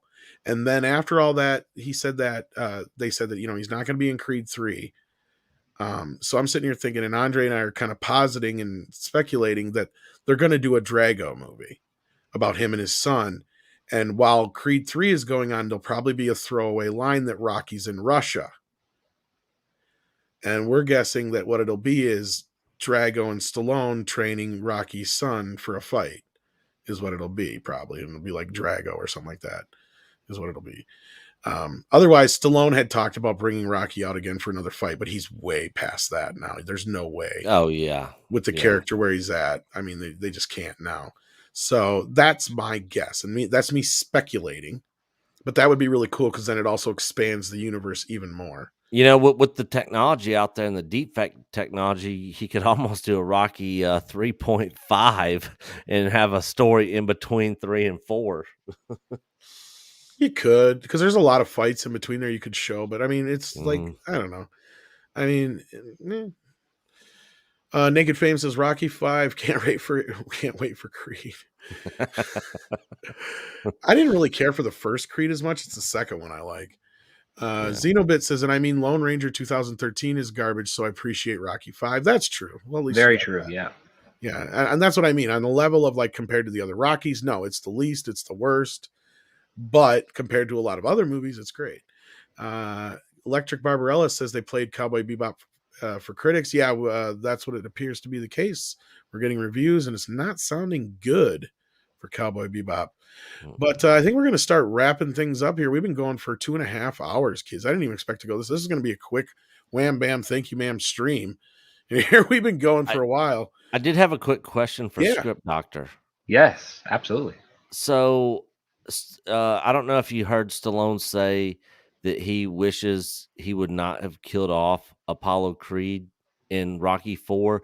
Do you think it would have made for a better movie in Rocky 4 if he didn't kill off Creed, but just put him in basically a vegetative state to where Rocky was going to get revenge, and right when Rocky was going to fight him, Creed, wakes back up? Did you see the need to kill off that character in Rocky 4? Do you think there would have been a better way to go about doing it and keeping him around? That's a really good question. I mean, the fact of the matter is that Stallone wrote Creed to die in that for a very pivotal, dramatic impact for the character. And if you were to reverse that, you then don't have the impact as strong. His determination and fight, it just might not be there because it's like, well, Rocky would probably consider, yeah, he pounded, but he woke up, so he's okay. So, he would be dwelling on that aspect more. Whereas in the fight with Drago, he's motivated completely by the fact that Drago killed his best friend. And I think you need it. I think you need it. I mean, as much as I would love to see like a like another Creed movie, but like where Creed is doing his thing, Apollo is doing his thing. I think it was the best call for that because again, it's a newer direction. And he played it. He did it well in Rocky 4 because it doesn't ruin Rocky as a character because Apollo dies, as opposed to any other take that would probably been done current year where if they kill off a character, it just has a ripple effect that just destroys everybody else as a result. I mean, at least in the tentpole series, you not could so have much. carried through a lot of the same dramatic things, and you could have done a lot with it. But that's the problem is you can't go back now, right? Yeah. I mean, unless you do some crazy deep faking shit and totally erase Rocky 5, which he would. I'm not saying he wouldn't do, but I don't think he would. Like that's the whole thing. And what do you do? Like you cut the funeral from Rocky 4, and then you have Rocky like in the shower recovering from Drago's fight, and he gets a phone call. It's like, yeah, so Creed woke up. You almost have really, to like recut Rocky 4 again, plus because you have to cut in scenes where he's clearly in recovery or in this ICU or whatever. But you just tell him he's never going to walk again. We don't even know if he's going to wake again. He's in a coma. You can have that kind of thing, like Nick said. But again, it's too late. What can you do now? Like there's no sense in it. It would have been great at the time, to see that could have added so much character and another element to it. Watching Creed, struggle with the idea of being wheelchair bound and also training Rocky at the same time and other things like that. It could have been a completely different direction for the franchise, but to me, it sounds like wishful thinking now and going back and like George Lucas trying to fix things. It's like guess what, Sly? It's too late. Yeah. Yeah. Because I mean, he's done great director's cuts. Don't get me wrong, but I mean, he's done Rambo and Last Blood. Technically, isn't a director's cut, but the longer version. But I mean, I still haven't seen that longer version. It's better than the Is other it? one, but it's just because it was the international cut, and they cut out like the first 20 minutes of the movie in the U.S. Oh, Like there's I this didn't whole bit realize in the that. beginning that's cut out, Oh, and there's yeah. little Well, bits and pieces cut out throughout. Yeah. But yeah. Yeah. And then Rambo, he recut that one. The other version, which was technically another international cut, it's got less gore in it, but it's got more story with the characters cut in. So it's a little different there. But anyway, we're going to wrap this up. Check out the Echo Base Network. They're a great channel. They do all kinds of Star Wars stuff. And what is the other one? Echo Base TV, you said? Echo Base TV, where we cover everything outside of Star Wars. We don't cover There you any go. Star Wars over there. Plus, we do a lot of promoting of other people's channels over there, just because we don't got the time to to really jump on other people's streams or have Oh, I missed people some on our super streams. chats. So Yeah, I was about to interrupt you. Oh, okay, where did I miss? Which ones did I miss? I thought we got them all, but I guess I missed. Oh, here's one we missed. Sippy Cup Joe makes Rocky Balboa look like Rhodes Scholar rocket science brain surgeon, says Fred Sacco. Oh boy. And then that nobody guy says, except Rocky 5 completely breaks Rocky Balboa, the far superior film with the brain injury in the canon.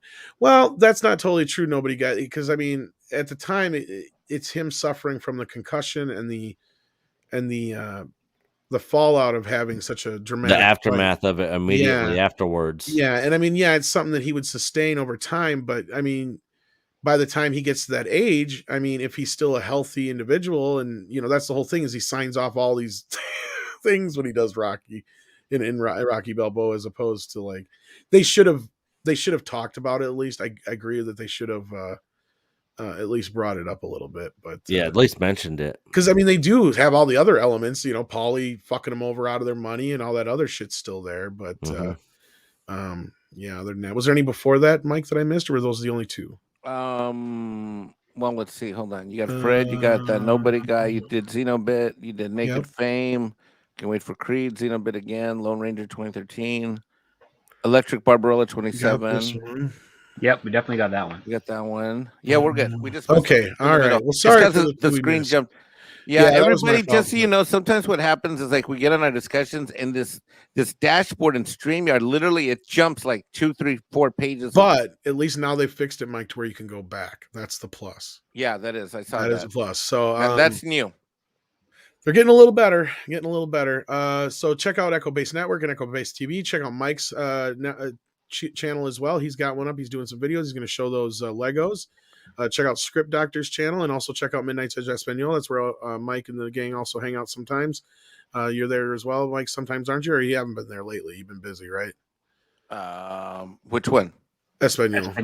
No, I stay in the chat stream and I talk to the people in Spanish, but I don't go on. I'm always in the chat stream talking to people. So okay, I know you're hanging around. Hablando el español. You produce like almost every other show on YouTube. No, I don't.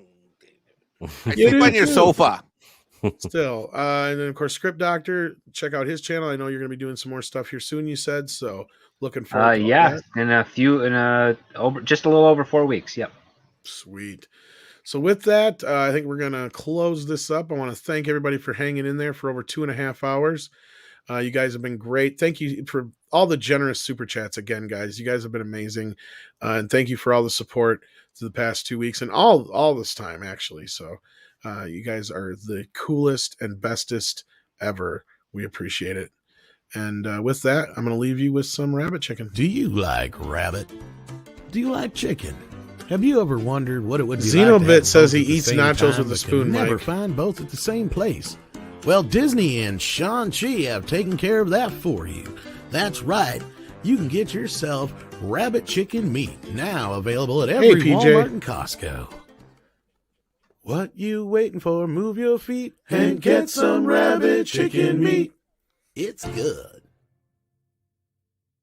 Thank you for the final super chat there, Xenobit. We appreciate it. And I just want to say hello to PJ. I want to see that on video. Too. Yeah, you'll get it. And the chopstick one. Yeah. All right, kids. And with that, we will see you on the flip side. You know, it's amazing. You are 100% wrong.